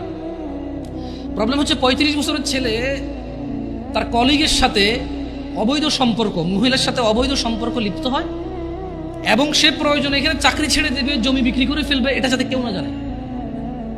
তাহলে কেন তার সংসার ভাঙবে? আর 15 বছর একটা ছেলে যাতে তার প্রেমিকার অন্য কোথাও বিয়ে না হয়, সে মিশা মিশা বলে ওই তো আমার সাথে ছিল ভাই 7 বছর থেকে সম্পর্ক, আপনি কি কোন বিয়ে করবেন ওরে, ওর পর থেকে সরে দাঁড়াও আমার প্রেমিকা। সো একজন জিনা করে ক্লেম করে, যতটুক করে এর থেকে বাড়াই বলে, কেন? যাতে ওর সিকিউরিটি হয়, এই মেয়ের যাতে অন্যকে বিয়ে না করে ওই বিয়ে করে। আরেকজন জেনা করে প্রয়োজনের সম্পদ এখানে কোরবান করে দেবে, কেন? কারণ যদি কেউ শুনে তাহলে ওর সংসার ভেঙে যাবে, মানে বিয়ে যেটা সেটা ভেঙে যাবে। দুইজনের সাইকোলজি দুই রকম, এই একটা পার্থক্য আমি দেখছি। আদারওয়াইজ বুড়া জোয়ান কেউ পিছায় নাই আর জানার পিছনে। কেমন? আবার যুবকরাও তো গোপন করতে পারে না, ও একটা হোটেলে যাবে, একটা পার্কে যাবে, সবার দিকে তাকায় থাকবে। এখন আমি যদি এই যে দাড়ি টুপি রেখে পাঞ্জাবি পরে যদি পাশে একটা বোরখা পরা মহিলা আমার পাশে হাঁটে, আমি যদি 10 ঘন্টা না 20 ঘন্টাও হাঁটি, পৃথিবীর একবারে অচেনা জায়গায় হাঁটি, পাবলিক ধরেই নিবে যারা বউ জামাই। প্রবলেম হচ্ছে 16-17 বছরের যুবক, গায়ে স্কুল মাদ্রাসার ইউনিফর্ম, মহিলা আবার বোরখানা যদি বস্তা গায়ে দিয়েও থাকে, লাভ নাই। পাবলিক খবর যে এরা কারারে কেন হাঁটতেছে এই জায়গায়। এই কিছু প্রবলেম ফাইন্ডিংস হয় ইজিলি, কেমন? আদারওয়াইজ সব মানুষই এখন বেখেয়ালি। আফসোস লাগে কোন যুবকের জন্য, যে যুবক তার যৌবন আল্লাহ দিছে, তার মেধা আল্লাহ দিছে, যে যুবতী তার যৌবন আল্লাহ দিছে, মেধা আল্লাহ দিছে, কি একটা তর তাজা বয়স, একটা টাটকা ব্রেন, সুবহানাল্লাহ, একদম ফ্রেশ ক্লিন, এত পাপে জর্জরিত না, পাপ করে জং ধরে যায় না, এমন একটা হৃদয় আছে আল্লাহ ওকে দিছে এটা। সুবহানাল্লাহ, ওই হৃদয়টা দিয়েও সে অনুভব করে না আল্লাহকে এবং দিনকে। সে উদাসীনতায় সে তার সময় পার করে। কার মতো? যেই লোকটা 50 বছর বয়স অপরাধ, চুরি, মিথ্যা কথা, জানা, ব্যভিচার, বাপ্পার সাথে অন্যায় অবিচার, মানে হারাম খাওয়া হতে ইচ অ্যান্ড এভরি হারাম যেটা আল্লাহ নিষেধ করছে সেটা সে দৌড়ে দৌড়ে গিয়ে আগলে নিছে, যেটা আল্লাহ হালাল বলছে সেটা সে ভাগতেছে, সে পলায়ন করতেছে। 50 বছর তার বয়স। জং ধরা হৃদয়ের মানুষ যেমন বেখেয়ালি, আর 16 বছর, 20 বছর, 22 বছর, 25 বছরের যুবক ভাই অথবা যুবক বোন ওর মতোই উদাসীন। এই জিনিসটা আমাকে কষ্ট দেয়। তোমার হৃদয়টা তো জং নাই, তোমার তো এখনো মানে যদি পাপ কম বেশি যাই হোক, ক্ষমা চাইলে এটা ক্ষমাকারী কে? আল্লাহর কাছে কোনো কিছুই কম না, কোনো কিছুই বেশি না। আল্লাহ যে পিঁপড়া সৃষ্টি করছে এটা তুচ্ছ না, আবার পুরো পৃথিবীর আসমান জমিন ভর্তি যদি কেউ অপরাধ করে এটা আল্লাহর কাছে বেশি না। বুঝতে পারছি? মানে আল্লাহর ব্যাপারটাই ডিফারেন্ট। সুবহানাল্লাহ, আল্লাহ সুবহানাহু ওয়া তাআলার ব্যাপারটাই ভিন্ন, ওনার উদারতাই ভিন্ন। যদি পিঁপড়া পায়খানার মধ্যে যে ব্যাজ না হয়, এভাবে এভাবে হাঁটে, অনেকে দেখলে ঘৃণা করে বমি করবে, মহিলারা দেখলে ছোট ছোট তেলা পোকা দেখে মহিলারা লাভ দিয়ে খাটে উঠে যায়, ভয় পায়, ইয়াক ওয়াক করে ঘরে ঢোকে না। এই জিনিসটা আল্লাহর কাছে তুচ্ছ না। শুকর খাওয়া হারাম, আল্লাহর কাছে এটা তুচ্ছ না। আমার জন্য খাওয়া নিষেধ, এটা আল্লাহ সৃষ্টি। কুকুর আমার জন্য খাওয়া নিষেধ, কিন্তু এটা তুচ্ছ না, এটা আল্লাহ সৃষ্টি, কেউ বানাইতে পারবে না এরকম কিছু, রাইট? আবার আসমান থেকে জমিন পর্যন্ত অপরাধ আল্লাহর কাছে বেশি কিছু না। আল্লাহই ভিন্ন। সুবহানাল্লাহ, ওনাকে ওনার ইউনিকনেস, ওনার প্রত্যেকটা জিনিসে ওনার সমতুল্য সমকক্ষ কেউ নেই, কিছু নেই, উদাহরণ উদ্ধৃতি নেই ওনার ব্যাপারে। আমরা কাউকে উদাহরণ দিব, উদ্ধৃতি দিব এরকম নেই। উনি একক, অদ্বিতীয়, উনি সো ইউনিক। সুবহানাল্লাহ, উনি আলটিমেট ইউনিক, এরপর আর কিছু নাই। সো যুবকদের এই জিনিসটা খুব খারাপ লাগে, উদাসীনতার এই ব্যাপারটা। আল্লাহ সুবহানাহু ওয়া তাআলা কোরআনুল কারীমে বলেন যে আফাহাসিবতুম আন্নামা খালাকনাকুম আবাসা, তোমরা কি মনে করেছো বা তোমরা কি মনে করেছিলে যে ওয়া আন্নাকুম ইলাইনা লা তুরজাউন, মানে তোমাদেরকে আল্লাহ অনর্থক সৃষ্টি করেছেন এবং তোমরা আল্লাহর কাছে ফিরে যাবে না, তোমাদেরকে আল্লাহ ফিরাই নেবে না, ওনার কাছে ফিরতে হবে না, তোমরা ভাবছো? মানে 20 বছর বয়স, তোমার ঘুম আসলে ঘুম আসে, 2 দিন জেগে থাকতে চাইলে জেগে থাকতে পারো, হ্যাঁ, বল করতে পারো, ক্রিকেট খেলার সময় বল করতে পারো 60 কিলোমিটার বেগে, ফুটবলে কিক দিলে যে গোলকিপারে ধরে ওর হাত লাল হয়ে যায়, গরম হয়ে যায় তোমার কিকের পাওয়ারে, হ্যাঁ, তুমি এক দৌড় দিয়ে বুলেটের গতিতে যায় হুন্ডার কাছে রেস দিতে পারো, সাইকেলের আগে দৌড়াইতে পারো, হ্যাঁ, আস্তে করে লুকিয়ে থাকা জাম্প দিয়ে যায় বিড়াল ধরতে পারো, পাখি ধরতে পারো, হ্যাঁ, রাতের 2টা বাজে কাউরে ভয় পাও না, প্রেমিকার ঘরের সামনে যায় শার্ট খুলা তুই বাহিরে বিড়ালে ব্লেড দিয়ে হাত কেটে এলাম, এগুলো বলতে পারো, চ্যালেঞ্জ দিতে পারো। তুমি একটা কিছু না, হ্যাঁ, তুমি একটা কিছু। মহিলা মেয়ে বয়স 15, 16, 18, 20, 22 বছর পর্যন্ত এত কিছু করে না। এই 14 থেকে 18 ভিতরে বাপকে বলতেছে যে তুমি লাগবে না, আমার ও আছে, ও হলেই চলবে। কত মানুষ গরিব আছে না, কি হয়েছে, নানা ধরনের উদাহরণ উদ্ধৃতি, মন যা চায় তা বলতে পারে। কেন এখনো জোয়ান যুবতী কোনো বিপদ চোখে দেখে নাই, যুবক যুবতী এখনো অভাব দরিদ্রতা চোখে দেখে নাই, বাপের ঘাড়ের উপরে খায়, যা খুশি তা করে, যেদিকে খুশি সেদিকে যায়, যা খুশি তা বলে। আল্লাহ বলছে যে আফা হাসিবতুম আন্নামা খলাকনাকুম আবাসা, তুমি যা খুশি তা করো, আমি তোমাকে তৌফিক দিছি, তাই বলে কি তুমি মনে করো আমি তোমাকে অনর্থক এমনি এমনি সৃষ্টি করছি? ওয়া আন্নাকুম ইলাইনা লা তুরজাউন, আর তোমাদেরকে কি আমি আল্লাহর কাছে ফিরে আনবো না আমি, এরকম ভাবো তোমরা? ইকতারাবা লিন-নাস হিসাবুহুম ওয়া হুম ফি গাফলাতিন মুরিদুন, মানুষের হিসেব নিকেশ নেই। প্রবলেমটা কোথায়? প্রবলেম হচ্ছে আমাদের বিবেক বুদ্ধি কোন জায়গায় নামছে। আমরা অসুস্থ মানুষের ব্যাপারে বলি, দিব্যি বলি, না রে প্রচুর অসুস্থ বা ইদানিং আর সুস্থ হয় না, এবার মারা যাবে। মানে আমাদের কাছে মনে হয়েছে মানুষ অসুস্থ হইলে মরে, আমরা কনফার্ম হয়ে গেছি মানুষ বুড়ো হইলে মরে, আমরা কনফার্ম হয়েছি মানুষ অ্যাক্সিডেন্ট হইলে মরে, আমরা কনফার্ম হয়েছি মানুষ অসুস্থ হইলে মরে, আমরা কনফার্ম হয়েছি মানুষ ক্রিটিক্যাল সিচুয়েশনে মরে। এমনি এমনি যে মরে যেতে পারি এটা আমরা মানে ইমানে রাখি না। এটা আমাদের কাছে মনে হয় যে মৃত্যুর একটা সিস্টেম আছে, মানে এটা আমি হব, জোয়ান হব, বুড়া হব, চুল দাড়ি পাকবে, তারপরে মরবো। আমি যে এনি টাইম মরে যেতে পারি এটা আপনি দেখেন, আমাদের মধ্যে যারা আমরা জোয়ান আছি আমরা কিন্তু কেউ বলি না হ্যাঁ রে ভাই যে কোনো সময় মারা যেতে পারি রে। আমরা সবসময় বলি যে আমার দাদা অনেক বুড়ো হয়ে গেছে, বাঁচবে না মনে হয়, আমার আম্মা আইসিইউতে দোয়া করেন ভাই বাঁচবে না মনে হয়, আপনার ভাবিটা ভাই বাচ্চা হওয়ার সময় মানে এক্সট্রা ব্লিডিং হচ্ছে, বাঁচবে না মনে হয়। ঠিক আছে, ওগুলো ক্রিটিক্যাল সিচুয়েশন, কিন্তু এরকম হাসপাতালে গেলে যদি মানুষ মারা যাইতো তাহলে কেউ হাসপাতালে যেত না। তার মানে হাসপাতালের রেশিও কি 100 জন ঢোকে 30 জনও মারা যায় না। আমি ভুল বলছি? প্রতি 100 জন যারা আজকে হাসপাতালে গেছে 20 জন মারা যাবে এদের মধ্যে। তার মানে যত মানুষ মরে হাসপাতালের বাইরে মরে। মানে আপনি এখন যেখানে বসে আছেন অথবা আমি যেখানে বসে আছি, খুব একটু সূক্ষ্মভাবে যদি চিন্তা করি, আমরা হাসপাতালে যারা যায় তাদের মরার চিন্তা আমরা করি প্রচুর, অথচ হাসপাতালে 5% মানুষও মরে না। একজন ডাক্তার 1 মিনিটের রুগী দেখে, আমি চিনি লাকসাম উপজেলার, নাম বললাম না, তা শিশু ডাক্তার, আমার ছোট ভাইকে দেখাইতে নিয়ে গেছি, 112 নম্বর সিরিয়াল চলতেছে আমার, বললাম আসছে কবে, কয় আসো, এখন এসার আগে 111 জন দেখে ফেলছে, আমরা 12তম ঢুকছি। এর মধ্যে কিছু লোক আসে নাই, আবার কিছু লোক তো তার পিএসএ হয়তো 100-200 টাকা খেয়ে সিরিয়াল বাইরে দিয়ে দিচ্ছে, দিছে না, তো আমি এটা যোগ বিয়োগ ধরে মাইনাসে প্লাস ধরে ফেলছি, বুঝছেন? আমি চিন্তা করলাম যে সে তো 140 মানে 100 সর্বোচ্চ 160 থেকে 70 মিনিটে সে 112-13 জন রুগী দেখে ফেলছে। তো ওর যদি গড় রেশিও করে 1000 তো 2 জন মরতেছে না ওইখানে হাসপাতালে। একটা বিশাল হাসপাতাল, ভর্তি হইতে পারে রুগী 100 জন 150 জন, ওখানে কি ডেইলি 20 জন মারা যায়? বরঞ্চ সরকারি হাসপাতালগুলো ভয় পায় মারা যাবে বলে যে ঢাকা মেডিকেলে নিয়ে চলে যান, জানা যে ওখানে মারা গেলে কোনো সমস্যা নাই, দায়বদ্ধতা নাই, তেমন ডাক্তারদের জবাব দিতে নাই, সরকারি হাসপাতাল মরছে, রুগী ক্রিটিক্যাল ছিল মরছে, আর গরিব মানুষ যায় ওখানে, আমার মতো লোকেরা যায়। সো আমাদের উদাসীনতার মাত্রা কত নিচে, মানে একটা মাত্রা থাকে না, যে বলাতে শুনে না, ছি তুই এত নিচে নামবি, ভাবিনি এই টাইপের, এটা ভাবিনি, আমরা নিজেরাই ভাবিনি, ভাবতেছি না যে আমরা কত নিচে নামছি। অথচ আল্লাহ সুবহানাহু ওয়া তাআলা বলেছেন ইকতারাবা লিন-নাসি হিসাব, আপনি বলছেন মরার কথা, আমি আর আপনি এখানে ডিসকাস করতেছি 2023 ডিসেম্বরের আজকে 1 তারিখ, রাইট? আজকের দিনে আমি আর আপনি ডিসকাশন করতেছি আমরা কেন মরার কথা ভাবি না, খালি অসুস্থ রোগী ভাবে, কিন্তু আল্লাহ মরার কথা না। আমার বাপ চাচা মরছে, দাদা মরছে, বাবা আদম আলাইহিস সালাম হতে সবাই মরছে, যারা ছিল, আমরা যারা আছি মরবো, আমাদের পরে যারা আসে তারা মরবে, কিয়ামত পর্যন্ত যত মানুষ আসবে সবকিছু নষ্ট হয়ে যাবে, মরে যাবে, পৃথিবীতে চলে যাবে, কত দূরের কথা। অথচ আমি আর আপনি 2023 ডিসেম্বরে চিন্তা করতেছি, মরার কথা আলোচনা করতেছি, এটাই আমাদের বুঝে আসতেছে না। কোরআনুল কারীমে আল্লাহ তাআলা বলছে যে ইকতারাবা লিন-নাসি হিসাবুহুম ওয়া হুম ফি গাফলাতিন মুরিদুন, আরে মরা তো দূরের কথা, মানুষ যে মরে যাবে, হাজার হাজার লক্ষ লক্ষ বছর পার হবে, হাসর হবে, ওর বিচারের দিন হবে, এটাই নাকি নিকটে। বলছে যে মানুষের হিসেব নিকেশের সময় আসন্ন, এই চলে আসতেছে, অথচ তারা ওহুম ফি গাফলাতিন মুরিদুন, অথচ তারা উদাসীনতায় মুখ ফিরিয়ে রয়েছে। আপনি আর আমি বাঁচার স্বপ্ন দেখি, বুড়ো হয়ে মরবো এই প্ল্যান করি, আর আমরা মরে আমাদের পরের প্রজন্ম, হাজার হাজার প্রজন্ম মরে যাবে, জন্ম হবে, বেঁচে থাকবে 60, 70, 100 বছর বাঁচবে, সব কিছুর পরেও এই সব কিছু মিলিয়ে আল্লাহ বলতেছে যে আর এদের হিসেবের সময় তো চলে আসছে, এই চলে আসতেছে, অথচ এরা এখন উদাসীনতা।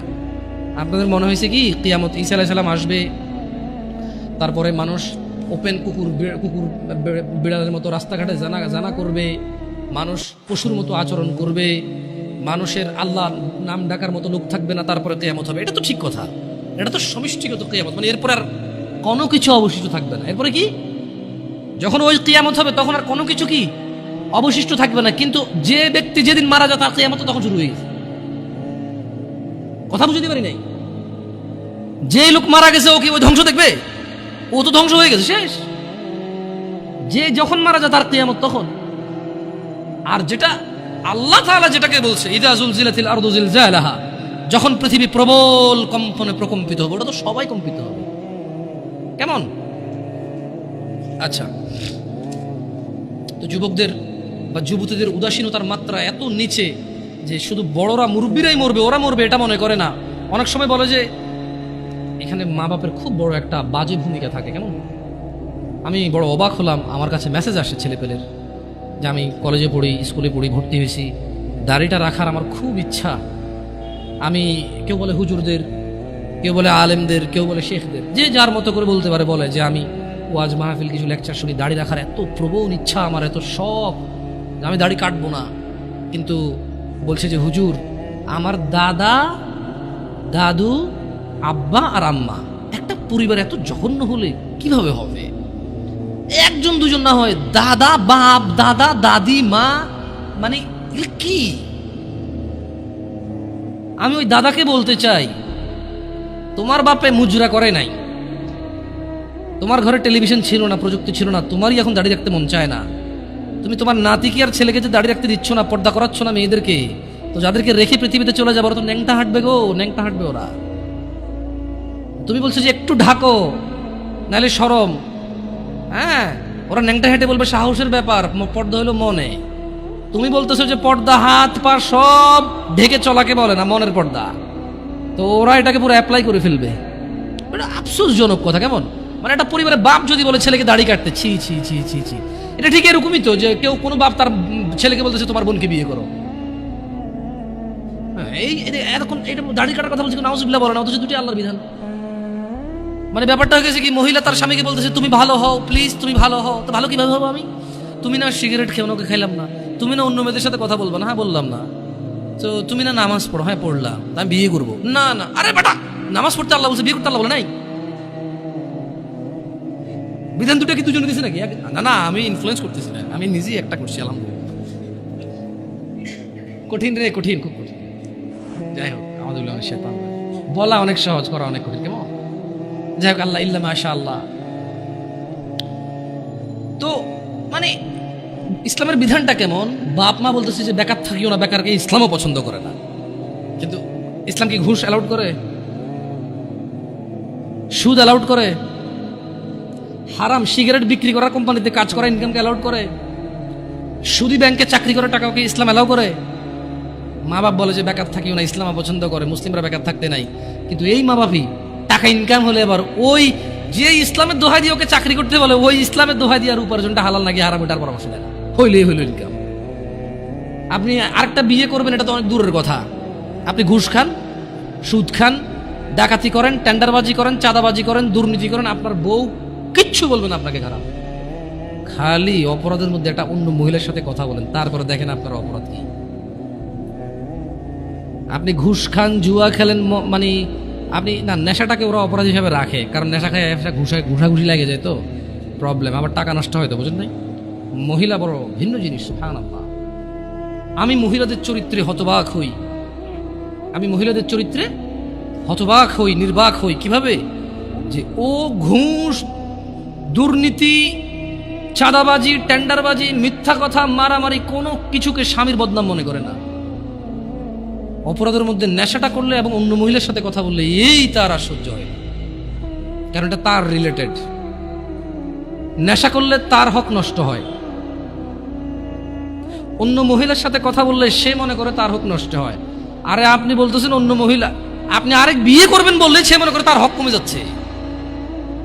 আমি একবার একজনকে বললাম, আমাকে বললো যে না না, আমি আবার মহিলাদের সাথে কথা বলি না, এটা আপনারা চেক করি না, আমরা ফেসবুকে মেসেজ দিয়ে চেক করি, আমি রিপ্লাইও দিই না। প্রশ্ন করি, প্রশ্ন যেটা খুব ক্রিটিক্যাল মনে হয় রিপ্লাই করি, তাও লিখে। কথা বলবো ভয়েস মেসেজ এগুলো অ্যালাউড করি না, কেমন? আমার বেতন লিখে যান, উত্তর পারলে দিব, নাহলে ইগনোর করে দিছি, শেষ। তো বলছে যে আচ্ছা হুজুর, আমার স্বামী আরেক বিবাহ করবে, তো আচ্ছা এরকম কমপ্লেন কি 60 বছরের মহিলা দেয়, 40 বছরের মহিলা দেয়? এই জোয়ান মহিলা, জোয়ান পুরুষদেরই ঘটনা। এই মাত্র দাড়ি টাড়ি রাখছে, একটু কোরআন পড়তেছে, বিয়ে অর্ধেক দিন, হ্যাঁ একটু আগে 4-5টা গার্লফ্রেন্ড ছিল আর কি, এখন সে একটু দিনে চলে আসছে না, দিনে চলে আসছে। 4-5টা গার্লফ্রেন্ড ছিল, এখন এক লাখ বউনি থাকতে ইসলাম তো বিয়ে অ্যালাউডই করছে। এখন সে বিয়ে করছে 3 বছর, আরেক বিয়ে করার জন্য পাগল হয়ে গেছে 1.5 বছর থেকে। মানে তার প্রথম বিয়ের বয়সে 3 বছর 1.5 বছর থেকে ঝগড়া চলতেছে করে আরেক বিয়ে লয়ে। বুঝেন, ওই ক্যাটাগরির কিছু সিচুয়েশন আছে। তো মহিলা বলছে যে মানে দিনী বোন বলছে যে লিখছে আর কি। তো আমি মনে হয় 15 বা 20 দিন পরে মেসেজ ওপেন করে দেখলাম যে হ্যাঁ লম্বা এক চিঠি। প্রথম কথা এত লম্বা লিখলাম, ইগনোর করে পড়ি না, আমি কিন্তু কে পড়বে এটা। তো তারপর আল্লাহর ওয়াস্তে পড়তে বলেছে। আমি লিখেছি যে আল্লাহর ওয়াস্তে বলা ঠিক না, আপনি এটা বলবেন না কখনো, কেমন, কাউকে বলবেন না। তো ঠিক আছে, পড়তেছি এক পর্যায়ে বললো যে আমার স্বামী আরেক বিবাহ করতে চায়। তো আমি বললাম আল্লাহ তাকে এই অধিকার দিছে, করতেই পারে, হোয়াট ইজ ইউর প্রবলেম? তো সে রিপ্লাই দিল যে না হুজুর, ব্যাপার হচ্ছে আমি এখন একা, আমারই হক ঠিকভাবে আদায় করতে পারে না। সে যদি আরেক বিবাহ করে তাহলে আমার হক কি কমে যাবে না? আমি বললাম কিভাবে? বলো যে ইসলাম তো ইনসাফ হিসেবে বলছে এই বউর কাছে যা থাকবে এই বউর কাছে তা থাকবে, তাহলে আমারটা ভাগ হয়ে অর্ধেক হয়ে গেল না, কমে গেল না? আমি বললাম তাহলে আপনার ভাই বোন কয়জন? 3-4 জন। আমি বললাম তো আপনার আব্বা যখন প্রথম ছেলে হয়েছে ওই ছেলে তো বড় ছিল, আব্বা আরেকটা পোলা হওয়া মানে আমার জমিতে ভাগ হওয়া, খবরদার। সিম্পল কথা না? স্বামী যখন 2 বিয়ে করে বউর হক ভাগ হয়ে যায়, অর্ধেক হয়ে যায়, এটা জুলুম। তাহলে কোনো মা বাপের উচিত না একটার বেশি সন্তান নেওয়া, কারণ যত সন্তান তত ভাগ। যে যারা এগুলা মানে ইয়াংদের মধ্যে প্রবলেমগুলো বেশি আছে, তাহলে তো দিনী বোন তখন তো চিন্তা করা উচিত যে আমি তো পৃথিবীতে আসতে পারতাম না। আমার মা বাপ যদি চিন্তা করতো বাচ্চা একটা হয়েছে আরেকটা হলে ভাগ হয়ে যাবে জমি, তো আমারই দুনিয়াতে আসার কোনো কায়দাই ছিল না, ঠিক না? তা আসলে কেউ কারো হক কমাইতে পারে না, বাড়াইতে পারে না। যার জন্য আল্লাহ যা বরাদ্দ করেছে তার উপরে কি করতে হবে? এই থাকতে হবে। উদাসীনতা থাকা যাবে না। যুবকদের উদাসীনতার মধ্যে ছেলেদের প্রবণতা। আচ্ছা মহিলাদের কথা বললাম, পরে আবার আমি দেখছি কিছু ইউটিউব চ্যানেলে যাওয়ার পরে মহিলারা পুরো খেপে যায়, বলে জন্য একতরফা কথা বলছে। গার্মেন্টস কর্মীদেরকে নিয়ে ছেলেদের খুব বাজে মন্তব্য থাকে, বিশেষ করে তারা রিয়েলিটি জানেও না, তাদের অবজারভেশন ঠিক আছে। প্রশ্ন, আমি মুফতি না, কোনো প্রশ্ন উত্তর নাই জায়গায়। আচ্ছা আপনারা জাজ করবেন, এটা আমি আপনাদের অনুরোধ করবো। আপনারা নাহলে ধ্বংস হয়ে যাবেন, আপনাদের উপায় থাকবে না। নাইলে খবরদার যাকে তাকে প্রশ্ন করবেন না। আমি যাকে তাকে মধ্যে পড়ি, মনে করো না যেই সেই, আমি যেই সেই। যেটা কথা বলতে পারি আলহামদুলিল্লাহ, আল্লাহ তো বরকত দান করুন। ডাক্তার নির্বাচনের ক্ষেত্রে কিন্তু 5-7 জনকে জিজ্ঞেস করেন কোন ডাক্তারটা ভালো হবে, মেডিসিন নাকি ডেন্টাল নাকি ওই যে কিডনি নাকি অর্থোপেডিক্স, হোয়াট এভার। সো মুসলিমদের উচিত প্রশ্ন যখন তার কোন ক্যাটাগরির প্রশ্ন, এই ক্যাটাগরির প্রশ্নের জন্য কোন আলেমটা ভালো হবে, এভারেজ অ্যান্সার নিয়ে। তালাকের প্রশ্ন যাকে তাকে জিজ্ঞেস করি না, এটা আমি অনুরোধ করবো। আচ্ছা সবাইকে জিজ্ঞেস করেন, আমাকে জিজ্ঞেস করি না। আমি খুব খুব ক্রিটিক্যাল এইসব অ্যান্সার, সো টাফ, কারণ খুব জিম্মেদারি। বিশেষ করে তালাক এত বাজেভাবে হয় এই দেশে। তালাক দিছে 3বার বলছে, এখন কি 3বার বলছে যে 3বার হয়েছে নাকি হয় নাই, এটা কনফিউজ থাকা অবস্থায় বউরে নিয়ে আসে আরেকবার তালাক দিয়ে দিচ্ছে, এরপরে আনতে পারবে কিনা এটা হলো প্রশ্ন। So critical. মানে 3বার তালাক দিয়েছে, বউ জামাই আলাদা হয়ে গেছে, এখন পোলা পাইনে কান্দে, বাড়িওয়ালা মিলা গেরামি মিলাই দিয়েছে, এরপরে এখন আবার তালাক হয়েছে, এখন আগের বারে যে আসছে ওটা ঠিক আছে কিনা এটা নিয়ে প্রশ্ন। এখন তো তালাক তারা কনফার্ম হয়ে গেছে, বুঝতেছে আর কি তারা। কিন্তু প্রশ্ন হলো যে হুজুর তাহলে আগে যে নিয়ে আসছিলেন ওটা কি গুণ হয়েছে? মানে প্রশ্ন এখন এরকম হয়ে গেছে, বউ জামাই তালাক হয়ে গেছে 5 বছর, যা একটা বাচ্চা হয়েছে আর কি, মাঝে মধ্যে আসতো। বউ জামাই তালাক হয়েছে 5 বছর, বউরও বিয়ে হয় নাই কোথাও, জামাইও বিয়ে করে নাই, এখন এটা আবার বিয়ে করতে চাচ্ছে, আবার নাকি বিয়ে করবে। তো তুই বিয়ে করবি কেন আবার? তো বিয়ে থাকার কথা, যদি বিয়ে না থাকে তাহলে তো আর করার সুযোগ নেই। যদি আবার বিয়ে করা যায় তালাক দিয়ে, তাহলে তালাকের মূল্যটা হইল। আমি তালাক দিয়ে দিছি পার্মানেন্ট, তালাকে বাইন হয়ে গেছে, খালাস, এখন আমি আবার বিয়ে করতে পারবো, তাহলে ওই বাইনের ভ্যালু কি? তাহলে ব্যাপারটা হলো যে বউ বললো যে তুই তোর ঘর করবো না, আমি গেলাম। এরপরে একদিন মনে হচ্ছে না তোর ঘর করা দরকার, করে আইলো। জামাই করলো যে তুই আমার ঘর থেকে বেরো, তোর আমি রাখবো না, গেল। এরপর আবার মনে হয়েছে যে না আসা দরকার, আসলো। এরকম হয়ে গেল ব্যাপার। তো তালাকে বাইনের তখন তাহলে ভ্যালু থাকলো না, রাইট? কোয়েশ্চেন যাকে তাকে করবেন না, কেমন? যুবক ছেলেদের যেটা প্রবলেম বলতে চাচ্ছিলাম, মেয়েদের তো এটা বললাম, কেমন বিয়ের ক্ষেত্রে ওরা মানে আরো অনেকগুলো আছে, বললাম না। যেমন মেয়েদের বেশ কিছু প্রবলেম বলছি, জামাই সুদ খাক, ঘুষ খাক, মিশা কথা, টেন্ডারবাজি, চাঁদাবাজি, রাজনীতি কিন্তু ভালোভাবে কেউ দেখে না, আমিও দেখি না, সরি, তো রেকর্ডিং করে কিছু করার নাই। আমি পার্সোনালি এখন ভালোভাবে দেখি না। কেমন ওই যে আমাদের এলাকাতে ধরেন কুমিল্লার অঞ্চল, তো ছোটবেলায় যদি এসব জিনিস প্রমোট করাই উচিত না, আমি আমার অভ্যাস নেই এগুলো বলার, তারপর একটু এই রাজনীতি নিয়ে আসছে তো আপনি যেখানে যাবেন ওই বিষয়টি কথা বললে আপনাকে ওই জায়গায় যাইতে হবে, কিছু করার নাই। ওই হারুন কিসিঞ্জার একজন ভদ্রলোক ছিল ছোটবেলায়, খুব কৌতুক এগুলা ক্যাসেট ম্যাসেট প্লে করতো মানুষ, তো ও গান গাচ্ছিল যে কাজে কামে মন বসে না করি রাজনীতি, এই নীতিতে কত মানুষ হয়েছে কোটিপতি। তো কামে কাজে যাদের মন বসে না কোটিপতি তারাও রাজনীতি করে, এটা তার গান, এটা সত্যমিত আমি জানি না, সে গাইছে এমন। তো ছেলেদের একটা বিশাল বড় প্রবলেম হচ্ছে কি, দায়িত্বহীনতা, উদাসীনতার সবচাইতে খারাপ সিচুয়েশনটা ওদের ভিতরে সবচাইতে বেশি দেখা যায় দায়িত্বহীনতা। ইভেন যুবককে যদি তার মা বলে 1 কেজি চাল নিয়ে আসো, সে বলছে পারবো না, ভাইকে পাঠাও, অমুককে পাঠাও। আমি সর্বনিম্নটা দিয়ে বললাম আপনাকে, শহরে তো আপনারা অনলাইনে অর্ডার করেন, এই করেন সেই করেন, গ্রামের কথা বললাম, গ্রামের কথা বললাম আপনাকে। বলছে যে গার্মেন্টস কর্মীরা সব মেয়েরা কেন কাজ করে, সবাই তো কমপ্লেন দিচ্ছে, আমি মনে বলতেছি কাজ করতে না, আমি মনে বলছি না, আমি বলছি না, কতগুলো বুঝের লোক আছে এখন বসে বসে কমেন্ট করবে, তো আপনি কি বলতে চাচ্ছেন ওরা কাজ করবে? আরে ভাই আমি কিছুই বলতে চাচ্ছি না, আমি বলতে চাচ্ছি যে এত যে সমালোচনা করেন, রাইট ভুলকে তো ভুল বলতেছেন, কিন্তু দেখেন না কোন মেয়েটা গার্মেন্টসে কাজ করে। আপনার মতো কোনো পুরুষ বিয়ে করছে, আমার মতো কোনো পুরুষ বিয়ে করছে, 2টা বাচ্চা হয়েছে, পাড়া প্রতিবেশী 200 300 500 600 1000 টাকা করে হাওলাত নিয়ে চলে গেছে, 6 মাস আসতেছে না, ওই মেয়েটা গার্মেন্টসে কাজ করছে। মা বলতেছে তুই মরস না কা, তোর বিয়ে দিছে তোর ঘর টিকলো না, দুনিয়ার আর সবাই জামাইয়ের ঘর করতেছে না, এখন যে জায়গায় বিয়ে দিছে ওই ছেলে মদ খায়, গাঁজা খায়, জুয়া খেলে, কাজ করে না, ঋণ করে চলে, ওটা ডেলি রাত্রে এসে মারে মেয়েকে।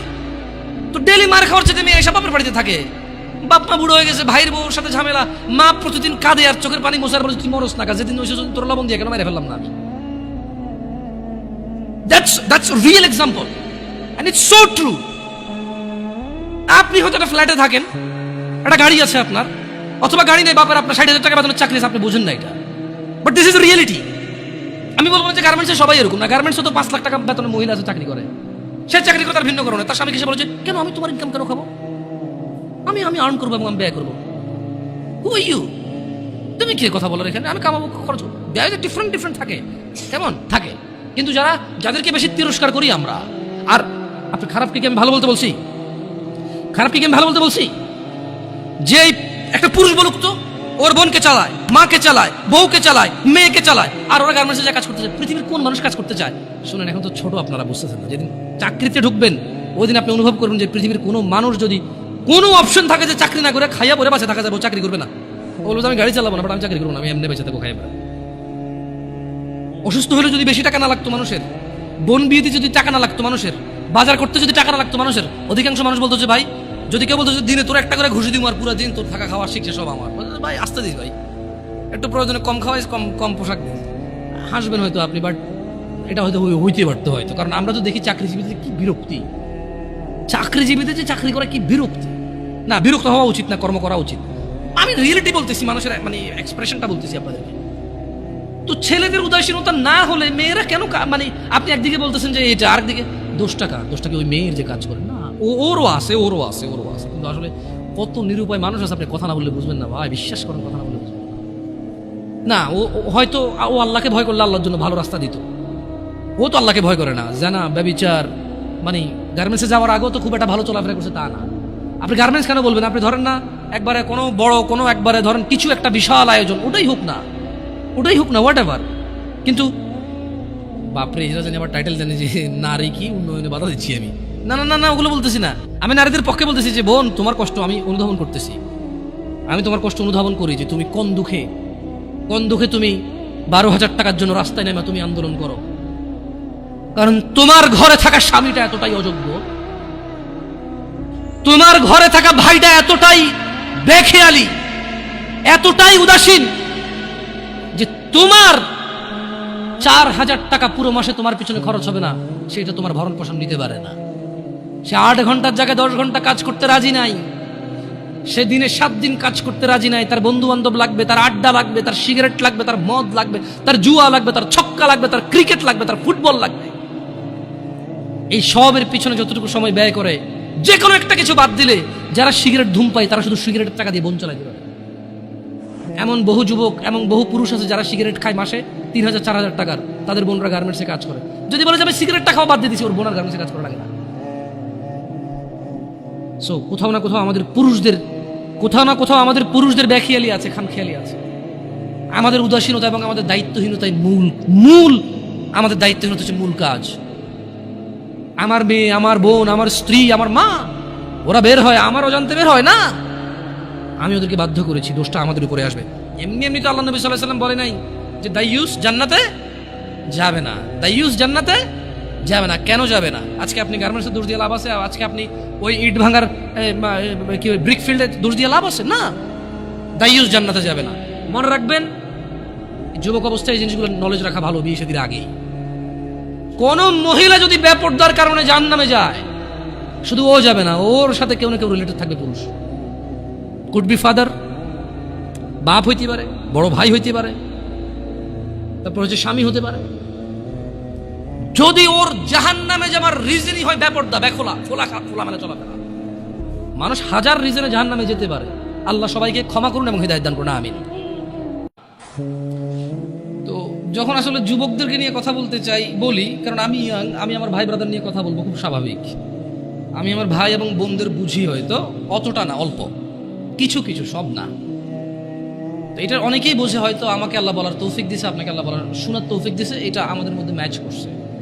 নাহলে জানে না এরকম মানুষ কিন্তু কম সমাজে, জানে না এমন মানুষ কম, আর মানে এমন মানুষও কম। একটা জায়গায় সিমিলারিটি আছে, জানে না এমন মানুষও কম, আবার মানে এমন মানুষও কম। তার মানে অধিকাংশ মানুষ জানলেও মানে না। আমি মানে বর্তমান যুবকদের যে প্রবলেমগুলো, এগুলো শুধু যুবকদের ইস্যু না, এগুলো এখন বড়দের ইস্যু। আপনি জানা বলেন, নেশা বলেন, এক লোক 20 বছর বয়সে সিগারেট খায়, সে 50 বছরও খায়। তো এটা আসলে কি যুবকের সমস্যা বলবেন না বৃদ্ধের সমস্যা বলবেন? It's a human problem actually. এটা মানুষের সমস্যা। ওর লোক, ওর চরিত্রের প্রবলেম। ওর এবারে জোয়ান চরিত্র আর বুড়া চরিত্র বলে কোনো কথা নেই জায়গায়। এক লোক গাঁজা খায়, মদ খায়, জানা করে, ও বিয়ের আগে করছে, বিয়ের পরেও করে। তো এটা কি জোয়ান সমস্যা বলবো আমি? যেটা জোয়ানদের সমস্যাটা যুবকদের সমস্যা না? তাহলে ভাবিরা যে অপকর্মে লিপ্ত হয়, ভাবি কখন হয়? যখন কারো বিয়ে হয় তখন সে ভাবি হয়। বিয়ের আগে কেউ ভাবি হয় নাকি? বিয়ের আগে তো কেউ ভাবি হয় না। বিয়ের আগে কাউকে কেউ দুলাভাইও বলে না। তো দুলাভাইরা যে এত প্রবলেম করতেছে শালিকাদের সাথে বা অন্য কলিগসদের সাথে, এটা তো মানে দুলাভাই কি তার মানে কি? মানুষের বয়স যখন 50 হয়ে যায় তখন কি তাকে দুলাভাই ডাকে না মানুষ? অন্য কিছু ডাকে না। আমি যদি ইয়াংদের মধ্যে ওরা গোপন করতে পারে না। প্রবলেমটা কোথায়? প্রবলেম হচ্ছে 30 বছরের এক লোক মহিলার সাথে শুয়ে সমস্ত সম্পদ ব্যয় করে দিতে রাজি, যাতে কেউ না জানে। আর 17 বছরের ছেলে মেয়ের হাত ধরে এসে বন্ধু বান্ধবকে ফেসবুকে স্ট্যাটাস দিবা, আজকের সাথে হোটেলে এসেছিলাম। এইখানে একটা ডিফারেন্সই আছে, যেটা আমি ফাইন্ডিং যেটা করছি আর কি। অপরাধ প্রবণতা আসলে জোয়ান বুড়া বলে কথা না। যার চরিত্র খারাপ তার চরিত্র খারাপ, যে আল্লাহকে ভয় করে না সে করে না। প্রবলেম হচ্ছে 35 বছরের ছেলে তার কলিগের সাথে অবৈধ সম্পর্ক, মহিলার সাথে অবৈধ সম্পর্ক লিপ্ত হয়, এবং সে প্রয়োজনে এখানে চাকরি ছেড়ে দেবে, জমি বিক্রি করে ফেলবে, এটা যাতে কেউ না জানে। তাহলে কেন তার সংসার ভাঙবে? আর 15 বছর একটা ছেলে, যাতে তার প্রেমিকার অন্য কোথাও বিয়ে না হয়, সে মিশা বলে ওই তো আমার সাথে ছিল ভাই 7 বছর থেকে সম্পর্ক, আপনি কি কোন বিয়ে করবেন? ওর পর থেকে সরে দাঁড়াও আমার প্রেমিকা। সো একজন জিনা করে ক্লেম করে, যতটুক করে এর থেকে বাড়াই বলে, কেন? যাতে ওর সিকিউরিটি হয়, এই মেয়ের যাতে অন্য কেউ বিয়ে না করে, ওই বিয়ে করে। আরেকজন জেনা করে প্রয়োজনের সম্পদ এখানে কোরবান করে দেবে, কেন? কারণ যদি কেউ শুনে তাহলে ওর সংসার ভেঙে যাবে, মানে বিয়ে যেটা সেটা ভেঙে যাবে। দুইজনের সাইকোলজি দুই রকম, এই একটা পার্থক্য আমি দেখছি। আদারওয়াইজ বুড়া জোয়ান কেউ পিছায় নাই আর জানাবে পিছনে। কেমন? আবার যুবকরাও তো গোপন করতে পারে না। ও একটা হোটেলে যাবে, একটা পার্কে যাবে, সবার দিকে তাকায় থাকবে। এখন আমি যদি এই যে দাড়ি টুপি রেখে পাঞ্জাবি পরে যদি পাশে একটা বোরখা পরা মহিলা আমার পাশে হাঁটে, আমি যদি 10 ঘন্টা না 20 ঘন্টাও হাঁটি, পৃথিবীর একবারে অচেনা জায়গায় হাঁটি, পাবলিক ধরেই নিবে যারা বউ জামাই। প্রবলেম হচ্ছে 16-17 বছরের যুবক, গায়ে স্কুল মাদ্রাসার ইউনিফর্ম, মহিলা এবার বোরখানা যদি বস্তা গায়ে দিয়েও থাকে, লাভ নাই। পাবলিক কবে যে এরা কারারে কেন হাঁটতেছে এই জায়গায়। এই কিছু প্রবলেম ফাইন্ডিংস হয় ইজিলি, কেমন? আদারওয়াইজ সব মানুষই এখন বেখেয়ালি। আফসোস লাগে কোন যুবকের জন্য, যে যুবক তার যৌবন আল্লাহ দিছে, তার মেধা আল্লাহ দিছে, যে যুবতী তার যৌবন আল্লাহ দিছে, মেধা আল্লাহ দিছে, কি একটা তর তাজা বয়স, একটা টাটকা ব্রেন, সুবহানাল্লাহ, একদম ফ্রেশ, ক্লিন, এত পাপে জর্জরিত না, পাপ করে জং ধরে যায় না, এমন একটা হৃদয় আছে। আল্লাহ ওকে দিছে এটা। ওই হৃদয়টা দিয়েও সে অনুভব করে না আল্লাহকে এবং দিনকে। সে উদাসীনতায় সে তার সময় পার করে। কার মতো? যেই লোকটা 50 বছর বয়স অপরাধ, চুরি, মিথ্যা কথা, জানা, ব্যভিচার, বাপ্পার সাথে অন্যায় অবিচার, মানে হারাম খাওয়া হতে ইচ অ্যান্ড এভরি হারাম যেটা আল্লাহ নিষেধ করছে সেটা সে দৌড়ে দৌড়ে গিয়ে আগলে নিছে, যেটা আল্লাহ হালাল বলছে সেটা সে ভাগতেছে, সে পলায়ন করতেছে। 50 বছর তার বয়স। জং ধরা হৃদয়ের মানুষ যেমন বেখেয়ালি, আর 16 বছর, 20 বছর, 22 বছর, 25 বছরের যুবক ভাই অথবা যুবক বোন ওর মতোই উদাসীন। এই জিনিসটা আমাকে কষ্ট দেয়। তোমার হৃদয়টা তো জং নাই, তোমার তো এখনো মানে যদি পাপ কম বেশি যাই হোক, ক্ষমা চাইলে এটা ক্ষমাকারী কে? আল্লাহর কাছে কোনো কিছুই কম না, কোনো কিছুই বেশি না। আল্লাহ যে পিঁপড়া সৃষ্টি করছে এটা তুচ্ছ না, আবার পুরো পৃথিবীর আসমান জমিন ভর্তি যদি কেউ অপরাধ করে এটা আল্লাহর কাছে বেশি না। বুঝতে পারছি? মানে আল্লাহর ব্যাপারটাই ডিফারেন্ট। সুবহানাল্লাহ, আল্লাহ সুবহানাহু ওয়া তাআলার ব্যাপারটাই ভিন্ন, ওনার উদারতাই ভিন্ন। যদি পিঁপড়া পায়খানার মধ্যে যে ব্যাজ না হয় এভাবে এভাবে হাঁটে, অনেকে দেখলে ঘৃণা করে বমি করবে, মহিলারা দেখলে ছোট ছোট তেলা পোকা দেখে মহিলারা লাভ দিয়ে খাটে উঠে যায়, ভয় পায়, ইয়াক ওয়াক করে ঘরে ঢোকে না। এই জিনিসটা আল্লাহর কাছে তুচ্ছ না। শুকর খাওয়া হারাম, আল্লাহর কাছে এটা তুচ্ছ না। আমার জন্য খাওয়া নিষেধ, এটা আল্লাহ সৃষ্টি। কুকুর আমার জন্য খাওয়া নিষেধ, কিন্তু এটা তুচ্ছ না, এটা আল্লাহ সৃষ্টি, কেউ বানাইতে পারবে না এরকম কিছু, রাইট? আবার আসমান থেকে জমিন পর্যন্ত অপরাধ আল্লাহর কাছে বেশি কিছু না। আল্লাহই ভিন্ন। সুবহানাল্লাহ, ওনাকে ওনার ইউনিকনেস, ওনার প্রত্যেকটা জিনিস ওনার সমতুল্য সমকক্ষ কেউ নেই, কিছু নেই, উদাহরণ উদ্ধৃতি নেই ওনার ব্যাপারে। আমরা কাউকে উদাহরণ দিব, উদ্ধৃতি দিব এরকম নেই। উনি একক, অদ্বিতীয়, উনি সো ইউনিক। সুবহানাল্লাহ, উনি আলটিমেট ইউনিক, এরপর আর কিছু নাই। সো যুবকদের এই জিনিসটা খুব খারাপ লাগে, উদাসীনতার এই ব্যাপারটা। আল্লাহ সুবহানাহু ওয়া তাআলা কোরআনুল কারীমে বলেন যে আফা হাসিবতুম আন্নামা খালাকনাকুম আবাসা, তোমরা কি মনে করেছো বা তোমরা কি মনে করেছিলে যে ওয়া আন্নাকুম ইলাইনা লা তুরজাউন, মানে তোমাদেরকে আল্লাহ অনর্থক সৃষ্টি করেছেন এবং তোমরা আল্লাহর কাছে ফিরে যাবে না, তোমাদেরকে আল্লাহ ফিরাই নেবে না, ওনার কাছে ফিরতে হবে না, তোমরা ভাবছো? মানে 20 বছর বয়স, তোমার ঘুম আসলে ঘুম আসে, 2 দিন জেগে থাকতে চাইলে জেগে থাকতে পারো, হ্যাঁ, বল করতে পারো, ক্রিকেট খেলার সময় বল করতে পারো 60 কিলোমিটার বেগে, ফুটবলে কিক দিলে যে গোলকিপারে ধরো ওর হাত লাল হয়ে যায়, গরম হয়ে যায় তোমার কিকের পাওয়ারে, হ্যাঁ, তুমি এক দৌড় দিয়ে বুলেটের গতিতে যা হুন্ডার কাছে রেস দিতে পারো, সাইকেলের আগে দৌড়াইতে পারো, হ্যাঁ, আস্তে করে লুকিয়ে থাকা জাম্প দিয়ে যায় বিড়াল ধরতে পারো, পাখি ধরতে পারো, হ্যাঁ, রাতে 2টা বাজে কাউরে ভয় পাও না, প্রেমিকার ঘরের সামনে যে শার্ট খুলা তুই বাহিরে বিড়ালে ব্লেড দিয়ে হাত কেটে এলাম, এগুলো বলতে পারো, চ্যালেঞ্জ দিতে পারো। তুমি একটা কিছু না, হ্যাঁ, তুমি একটা কিছু। মহিলা মেয়ে বয়স 15, 16, 18, 20, 22 বছর পর্যন্ত এত কিছু করে না। এই 14 থেকে 18 ভিতরে বাপকে বলতেছে যে তুমি লাগবে না, আমার ও আছে, ও হইলেই চলবে। কত মানুষ গরিব আছে না, কি হয়েছে, নানা ধরনের উদাহরণ উদ্ধৃতি, মন যা চায় তা বলতে পারে। কেন এখনো জোয়ান যুবতী কোনো বিপদ চোখে দেখে নাই, যুবক যুবতী এখনো অভাব দরিদ্রতা চোখে দেখে নাই, বাপের ঘাড়ের উপরে খায়, যা খুশি তা করে, যেদিকে খুশি সেদিকে যায়, যা খুশি তা বলে। আল্লাহ বলছে যে আফা হাসিবতুম আন্নামা খালাকনাকুম আবাসা, তুমি যা খুশি তা করো, আমি তোমাকে তৌফিক দিছি, তাই বলে কি তুমি মনে করো আমি তোমাকে অনর্থক এমনি এমনি সৃষ্টি করছি?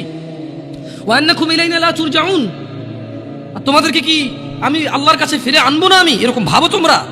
ইকতারাবা লিন-নাস হিসাবুহুম ওয়া হুম ফি গাফলাতিন মুরিদুন, মানুষের হিসেব নিকেশ নেই।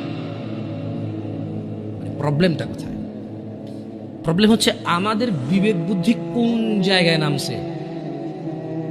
আমরা অসুস্থ মানুষের ব্যাপারে বলি, দিব্যি বলি না রে প্রচুর অসুস্থ বা ইদানিং আর সুস্থ হয় না, এবার মারা যাবে।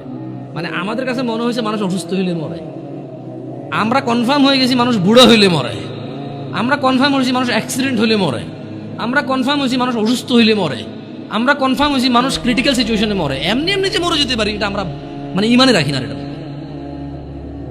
আমাদের কাছে মনে হয় যে মৃত্যুর একটা সিস্টেম আছে, মানে এটা আমি হব, জোয়ান হব, বুড়া হব, চুল দাড়ি পাকবে, তারপরে মরবো। আমি যে এনি টাইম মরে যেতে পারি এটা আপনি দেখেন আমাদের মধ্যে যারা আমরা জোয়ান আছি আমরা কিন্তু কেউ বলি না হ্যাঁ রে ভাই যে কোনো সময় মারা যেতে পারি রে। আমরা সবসময় বলি যে আমার দাদা অনেক বুড়ো হয়ে গেছে, বাঁচবে না মনে হয়, আমার আম্মা আইসিইউতে দোয়া করেন ভাই বাঁচবে না মনে হয়, আপনার ভাবিটা ভাই বাচ্চা হওয়ার সময় মানে এক্সট্রা ব্লিডিং হচ্ছে, বাঁচবে না মনে হয়। ঠিক আছে, ওগুলো ক্রিটিক্যাল সিচুয়েশন, কিন্তু এরকম হাসপাতালে গেলে যদি মানুষ মারা যাইতো তাহলে কেউ হাসপাতালে যেত না। তার মানে হাসপাতালের রেশিও কি 100 জন ঢোকে 30 জনও মারা যায় না। আমি ভুল বলছি? প্রতি 100 জন যারা আজকে হাসপাতালে গেছে 20 জন মারা যাবে এদের মধ্যে। তার মানে যত মানুষ মরে হাসপাতালের বাইরে মরে। মানে আপনি এখন যেখানে বসে আছেন অথবা আমি যেখানে বসে আছি, খুব একটু সূক্ষ্মভাবে যদি চিন্তা করি, আমরা হাসপাতালে যারা যায় তাদের মরার চিন্তা আমরা করি প্রচুর, অথচ হাসপাতালে 5% মানুষও মরে না। একজন ডাক্তার 1 মিনিটের রুগী দেখে, আমি চিনি লাকসাম উপজেলার, নাম বললাম না, তার শিশু ডাক্তার, আমার ছোট ভাইকে দেখাইতে নিয়ে গেছি, 112 নম্বর সিরিয়াল চলতেছে আমার, বললাম আসছে কবে, কয় আসো, এখন এসার আগে 111 জন দেখে ফেলছে, আমরা 12তম ঢুকছি। এর মধ্যে কিছু লোক আসে নাই, আবার কিছু লোক তো তার পিএসএ হয়তো 100-200 টাকা খেয়ে সিরিয়াল বাইরে দিয়ে দিছে না, তো আমি এটার যোগ বিয়োগ ধরে মাইনাসে প্লাস ধরে ফেলছি, বুঝছেন? আমি চিন্তা করলাম যে সে তো 140 মানে 100 সর্বোচ্চ 160 থেকে 70 মিনিটে সে 112-13 জন রুগী দেখে ফেলছে। তো ওর যদি গড় রেশিও করে 1000 তো 2 জন মরতেছে না ওইখানে হাসপাতালে। একটা বিশাল হাসপাতাল, ভর্তি হইতে পারে রুগী 100 জন 150 জন, ওখানে কি ডেইলি 20 জন মারা যায়? বরঞ্চ সরকারি হাসপাতালগুলো ভয় পায় মারা যাবে বলে যে ঢাকা মেডিকেলে নিয়ে চলে যান, জানা যে ওখানে মারা গেলে কোনো সমস্যা নাই, দায়বদ্ধতা নাই, তেমন ডাক্তারদের জবাব দিতে নাই, সরকারি হাসপাতাল মরছে, রুগী ক্রিটিক্যাল ছিল মরছে, আর গরিব মানুষ যায় ওখানে, আমার মতো লোকেরা যায়।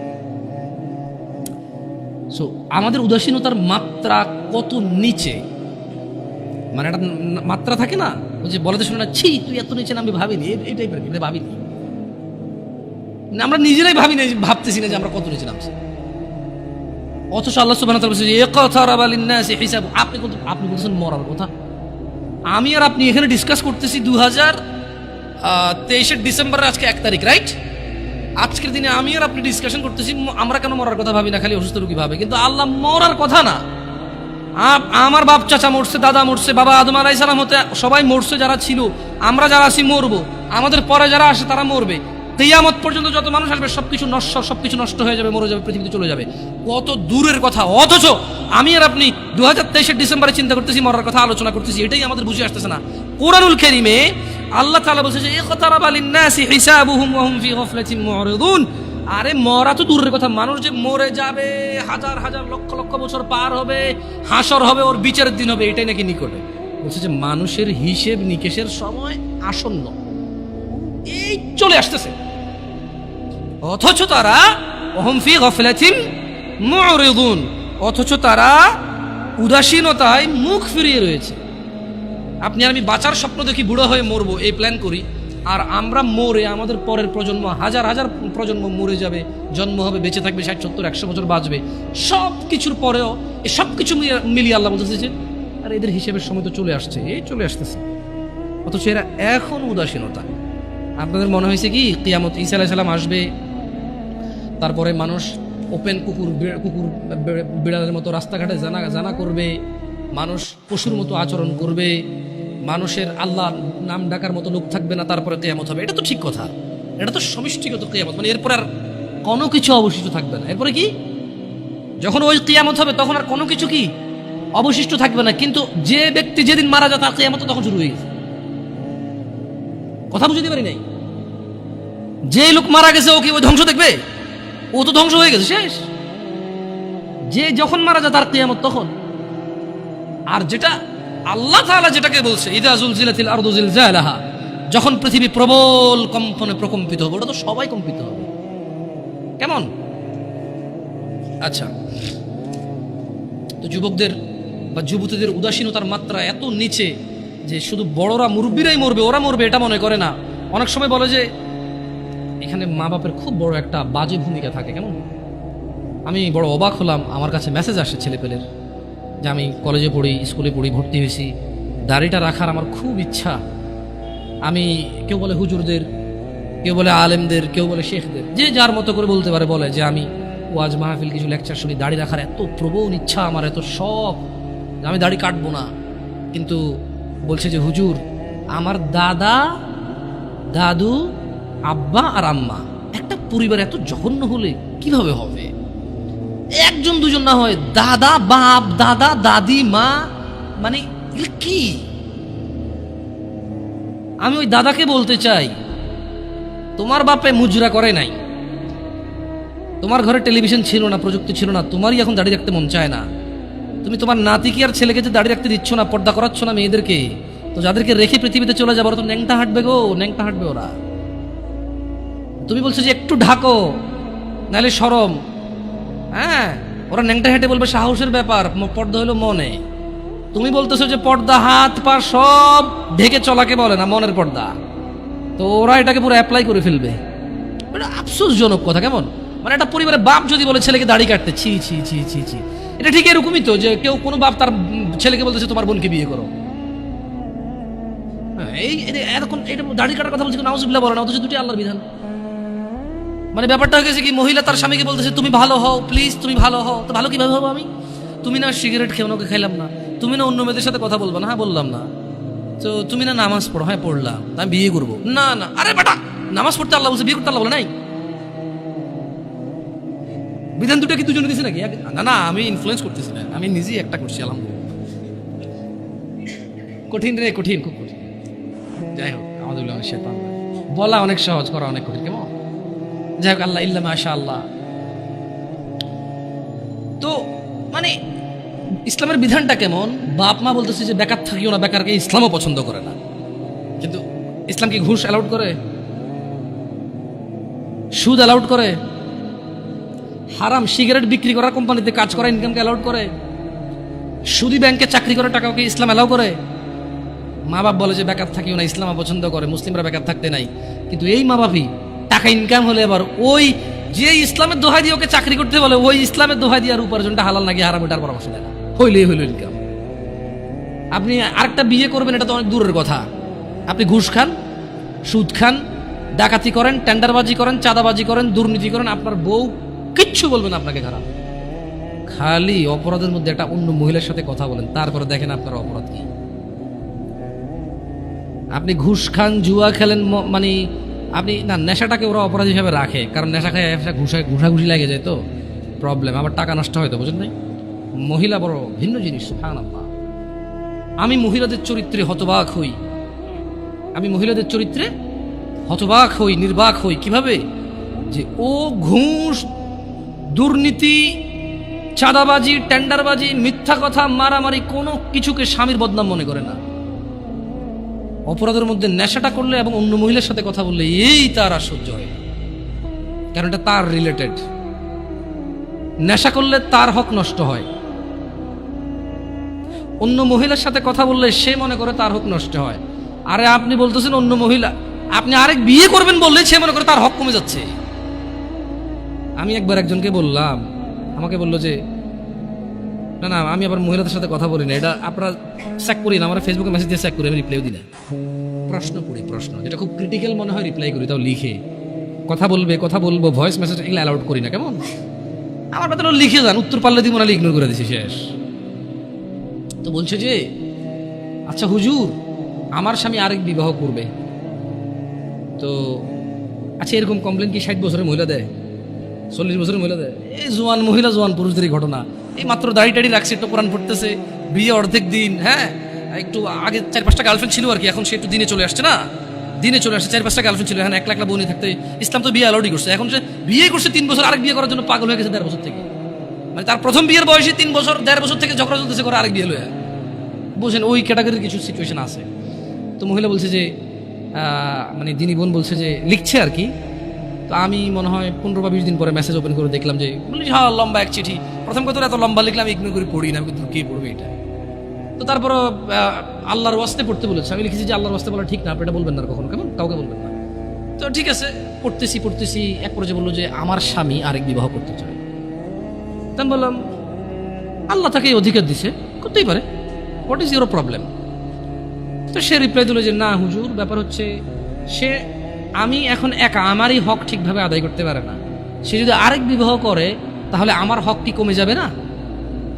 আমি বললাম কিভাবে? বলো যে ইসলাম তো ইনসাফ হিসেবে বলছে এই বউর কাছে যা থাকবে এই বউর কাছে তা থাকবে, তাহলে আমারটা ভাগ হয়ে অর্ধেক হয়ে গেল না, কমে গেল না? আমি বললাম তাহলে আপনার ভাই বোন কয়জন? 3-4 জন। আমি বললাম তো আপনার আব্বা যখন প্রথম ছেলে হয়েছে, ওই ছেলে তো বড় ছিল, আব্বা আরেকটা পোলা হওয়া মানে আমার জমিতে ভাগ হওয়া, খবরদার। সিম্পল কথা না? স্বামী যখন 2 বিয়ে করে বউর হক ভাগ হয়ে যায়, অর্ধেক হয়ে যায়, এটা জুলুম। তাহলে কোনো মা বাপের উচিত না একটার বেশি সন্তান নেওয়া, কারণ যত সন্তান তত ভাগ। যে যারা এগুলা মানে ইয়াংদের মধ্যে প্রবলেমগুলো বেশি আছে, তো তাহলে তো দিনী বোন তখন তো চিন্তা করা উচিত যে আমি তো পৃথিবীতে আসতে পারতাম না। আমার মা বাপ যদি চিন্তা করতো বাচ্চা একটা হয়েছে আরেকটা হলে ভাগ হয়ে যাবে জমি, তো আমারই দুনিয়াতে আসার কোনো কায়দাই ছিল না, ঠিক না? তা আসলে কেউ কারো হক কমাইতে পারে না, বাড়াইতে পারে না। যার জন্য আল্লাহ যা বরাদ্দ করেছে তার উপরে কি করতে হবে? এই থাকতে হবে। উদাসীনতা থাকা যাবে না। যুবকদের উদাসীনতার মধ্যে ছেলেদের প্রবণতা। আচ্ছা, মহিলাদের কথা বললাম, পরে আবার আমি দেখছি কিছু ইউটিউব চ্যানেলে যাওয়ার পরে মহিলারা পুরো খেপে যায়, বলে উনি একতরফা কথা বলছে। গার্মেন্টস কর্মীদেরকে নিয়ে ছেলেদের খুব বাজে মন্তব্য থাকে, বিশেষ করে তারা রিয়েলিটি জানেও না, তাদের অবজারভেশন ঠিক আছে। প্রশ্ন, আমি মুফতি না, কোনো প্রশ্ন উত্তর নাই জায়গায়। আচ্ছা, আপনারা জাজ করবেন, এটা আমি আপনাদের অনুরোধ করবো। আপনারা নাহলে ধ্বংস হয়ে যাবেন, আপনাদের উপায় থাকবে না। নাইলে খবরদার যাকে তাকে প্রশ্ন করবেন না। আমি যাকে তাকে মধ্যে পড়ি, মনে করো না যেই সেই, আমি যেই সেই, টুকটা দুটা কথা বলতে পারি, আলহামদুলিল্লাহ, আল্লাহ এতে বরকত দান করুন। ডাক্তার নির্বাচনের ক্ষেত্রে কিন্তু 5-7 জনকে জিজ্ঞেস করেন কোন ডাক্তারটা ভালো হবে, মেডিসিন নাকি ডেন্টাল নাকি ওই যে কিডনি নাকি অর্থোপেডিক্স, হোয়াট এভার। সো মুসলিমদের উচিত প্রশ্ন যখন তার কোন ক্যাটাগরির প্রশ্ন, এই ক্যাটাগরির প্রশ্নের জন্য কোন আলেমটা ভালো হবে, এভারেজ অ্যান্সার নিয়ে। তালাকের প্রশ্ন যাকে তাকে জিজ্ঞেস করি, এটা আমি অনুরোধ করবো। আচ্ছা, সবাইকে জিজ্ঞেস করেন, আমাকে জিজ্ঞেস করি না, আমি খুব খুব ক্রিটিক্যাল এইসব অ্যান্সার, সো টাফ, কারণ খুব জিম্মেদারি। বিশেষ করে তালাক এত বাজেভাবে হয় এই দেশে। তালাক দিয়েছে 3বার বলছে, এখন কি 3বার বলছে যে 3বার হয়েছে নাকি হয় নাই, এটা কনফিউজ থাকা অবস্থায় বউরে নিয়ে আসে, আরেকবার তালাক দিয়ে দিচ্ছে, এরপরে আনতে পারবে কিনা, এটা প্রশ্ন। সো ক্রিটিক্যাল, মানে 3বার তালাক দিয়েছে, বউ জামাই আলাদা হয়ে গেছে, এখন পোলা পানে কান্দে, বাড়িওয়ালা মিলা গ্রামে মিলাই দিয়েছে, এরপরে এখন আবার তালাক হয়েছে, এখন আগের বারে যে আসছে ওটা ঠিক আছে কিনা, এটা নিয়ে প্রশ্ন। এখন তো তালাক তারা কনফার্ম হয়ে গেছে, বুঝতে চাই তারা, কিন্তু প্রশ্ন হলো যে হুজুর তাহলে আগে যে নিয়ে আসছিলাম ওটা কি গুণ হয়েছে? মানে প্রশ্ন এখন এরকম হয়ে গেছে, বউ জামাই তালাক হয়ে গেছে 5 বছর, যা একটা বাচ্চা হয়েছে আর কি, মাঝে মধ্যে আসতো। বউ জামাই তালাক হয়েছে 5 বছর, বউরও বিয়ে হয় নাই কোথাও, জামাইও বিয়ে করে নাই, এখন এটা আবার বিয়ে করতে চাচ্ছে, আবার নাকি বিয়ে করবে না। তো তুই বিয়ে করবি কেন আবার? তো বিয়ে থাকার কথা, যদি বিয়ে না থাকে তাহলে তো আর করার সুযোগ নেই। যদি আবার বিয়ে করা যায় তালাক দিয়ে, তাহলে তালাকের মূল্যটা হইল, আমি তালাক দিয়ে দিছি পার্মানেন্ট, তালাকে বাইন হয়ে গেছে, খালাস, এখন আমি আবার বিয়ে করতে পারবো, তাহলে ওই বাইনের ভ্যালু কি? তাহলে ব্যাপারটা হলো যে বউ বললো যে তুই তোর ঘর করবো না, আমি গেলাম। এরপরে একদিন বলেছে না তোর ঘর করা দরকার, করে আইলো। জামাই বললো যে তুই আমার ঘর থেকে বেরো, তোর আমি রাখবো না, গেলো। এরপর আবার মনে হয়েছে যে না আসা দরকার, আসলো, এরকম হয়ে গেল ব্যাপার। তো তালাকে বাইনের তখন তাহলে ভ্যালু থাকলো না, রাইট? কোয়েশ্চেন যাকে তাকে করবেন না, কেমন? যুবক ছেলেদের যেটা প্রবলেম বলতে চাচ্ছিলাম, মেয়েদের তো এটা বললাম, কেমন বিয়ের ক্ষেত্রে ওরা মানে আরো অনেকগুলো আছে, বললাম না। যেমন মেয়েদের বেশ কিছু প্রবলেম বলছি, জামাই সুদ খাক, ঘুষ খাক, মিশা কথা, টেন্ডারবাজি, চাঁদাবাজি, রাজনীতি কিন্তু ভালোভাবে কেউ দেখে না, আমিও দেখি না, সরি, তো রেকর্ডিং করে কিছু করার নাই। আমি পার্সোনালি এখন ভালোভাবে দেখি না। কেমন ওই যে আমাদের এলাকাতে ধরেন কুমিল্লার অঞ্চল, তো ছোটবেলায় যদি এসব জিনিস প্রমোট করাই উচিত না, আমার অভ্যাস নেই এগুলো বলা, তারপর একটু এই রাজনীতি নিয়ে আসছে, তো আপনি যেখানে যাবেন ওই বিষয়টি কথা বললে আপনাকে ওই জায়গায় যাইতে হবে, কিছু করার নেই। ওই হারুন কিসিঞ্জার একজন ভদ্রলোক ছিল ছোটবেলায়, খুব কতগুলো ক্যাসেট ম্যাসেট প্লে করতো মানুষ, তো ও গান গাচ্ছিল যে কাজে কামে মন বসে না, করি রাজনীতি, এই নীতিতে কত মানুষ হয়েছে কোটিপতি। তো কামে কাজে যাদের মন বসে না, কোটিপতি, তারাও রাজনীতি করে, এটা তার গান, এটা সত্য মিথ্যা আমি জানি না, সে গাইছে। এমন তো ছেলেদের একটা বিশাল বড় প্রবলেম হচ্ছে কি, দায়িত্বহীনতা। উদাসীনতার সবচাইতে খারাপ সিচুয়েশনটা ওদের ভিতরে সবচাইতে বেশি দেখা যায় দায়িত্বহীনতা। ইভেন যুবককে যদি তার মা বলে 1 কেজি চাল নিয়ে আসো, সে বলছে পারবো না, ভাইকে পাঠাও, অমুককে পাঠাও। আমি সর্বনিম্নটা দিয়ে বললাম আপনাকে, শহরে তো আপনারা অনলাইনে অর্ডার করেন, এই করেন সেই করেন, গ্রামের কথা বললাম আপনাকে। বলছে যে গার্মেন্টস কর্মীরা সব মেয়েরা কেন কাজ করে, সবাই তো কমপ্লেন দিচ্ছে, আমি মনে বলতেছি কাজ করছে না, আমি বলছি না, কতগুলো বুঝের লোক আছে এখন বসে বসে কমেন্ট করবে, তো আপনি কি বলতে চাচ্ছেন ওরা কাজ করবে? আরে ভাই, আমি কিছুই বলতে চাচ্ছি না, আমি বলতে চাচ্ছি যে এত যে সমালোচনা করেন, রাইট, ভুলকে তো ভুল বলতেছেন, কিন্তু দেখেন না কোন মেয়েটা গার্মেন্টসে কাজ করে। আপনার মতো কোনো পুরুষ বিয়ে করছে, আমার মতো কোনো পুরুষ বিয়ে করছে, 2টা বাচ্চা হয়েছে, পাড়া প্রতিবেশী 200, 300, 500, 600, 1000 টাকা করে হাওলাত নিয়ে চলে গেছে, 6 মাস আসতেছে না, ওই মেয়েটা গার্মেন্টসে কাজ করতেছে। মা বলতেছে তুই মরস না কা, তোর বিয়ে দিছে, তোর ঘর টিকলো না, দুনিয়ার আর সবাই জামাইয়ের ঘর করতেছে না। এখন যে জায়গায় বিয়ে দিছে ওই ছেলে মদ খায়, গাঁজা খায়, জুয়া খেলে, কাজ করে না, ঋণ করে চলে, ওটা ডেলি রাত্রে এসে মারে মেয়েকে।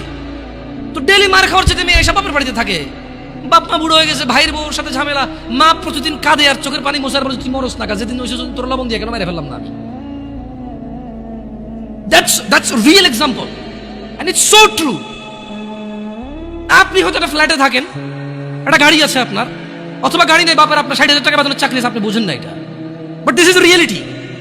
আমি বলবো না যে গার্মেন্টসে সবাই এরকম না, গার্মেন্টসে তো 5 লাখ টাকা বেতনের মহিলা আছে চাকরি করে, সে চাকরি করে তার ভিন্ন কারণে, তার স্বামী এসে বলেছে কেন আমি তোমার ইনকাম কেন খাবো, আমি আর্ন করবো এবং আমি ব্যয় করবো।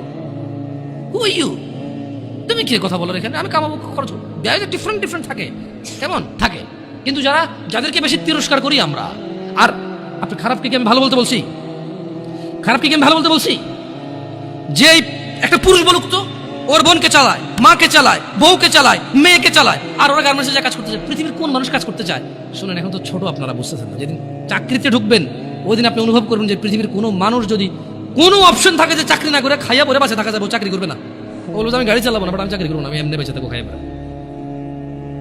অসুস্থ হলে যদি বেশি টাকা না লাগতো মানুষের, বোন বিয়েতে যদি টাকা না লাগতো মানুষের, বাজার করতে যদি টাকা না লাগতো মানুষের, অধিকাংশ মানুষ বলতো যে ভাই, যদি কেউ বলতো যে দিনে তোর একটা করে ঘুষি দিব আর পুরো দিন তোর থাকা খাওয়া শিখছে সব আমার, ভাই আসতে দিস ভাই, একটু প্রয়োজনে কম খাওয়াইস, কম পোশাক দিস, হাসবেন হয়তো আপনি, বাট এটা হয়তো হইতে পারতো হয়তো। কারণ আমরা তো দেখি চাকরিজীবীদের কি বিরক্তি, চাকরিজীবীদের যে চাকরি করা কি বিরক্তি। না, বিরক্ত হওয়া উচিত না, কর্ম করা উচিত। আমি রিয়েলিটি বলতেছি, মানুষের মানে এক্সপ্রেশনটা বলতেছি আপনাদেরকে। তো ছেলেদের উদাসীনতা না হলে মেয়েরা কেন মানে আপনি একদিকে বলতেছেন যে এটা, আরেকদিকে দোষটা কি ওই মেয়ের যে কাজ করে? না, ওরও আছে। কিন্তু আসলে কত নিরুপায় মানুষ আছে, আপনি কথা না বললে বুঝবেন না ভাই, বিশ্বাস করেন, কথা না বললে বুঝবেন না। ও হয়তো ও আল্লাহকে ভয় করলে আল্লাহর জন্য ভালো রাস্তা দিত, ও তো আল্লাহকে ভয় করে না। জানা, ব্যভিচার, মানে গার্মেন্টসে যাওয়ার আগেও তো খুব একটা ভালো চলাফেরা করছে তা না। আপনি গার্মেন্টস কেন বলবেন? আপনি ধরেন না একবারে কোনো বড় কোনো একবারে ধরেন কিছু একটা বিশাল আয়োজন, ওটাই হোক না হোয়াট এভার, কিন্তু বাপরে এরা জানি আবার টাইটেল জানি যে নারী কি উন্নয়নে বাধা দিচ্ছি আমি। না, ওগুলো বলতেছি না।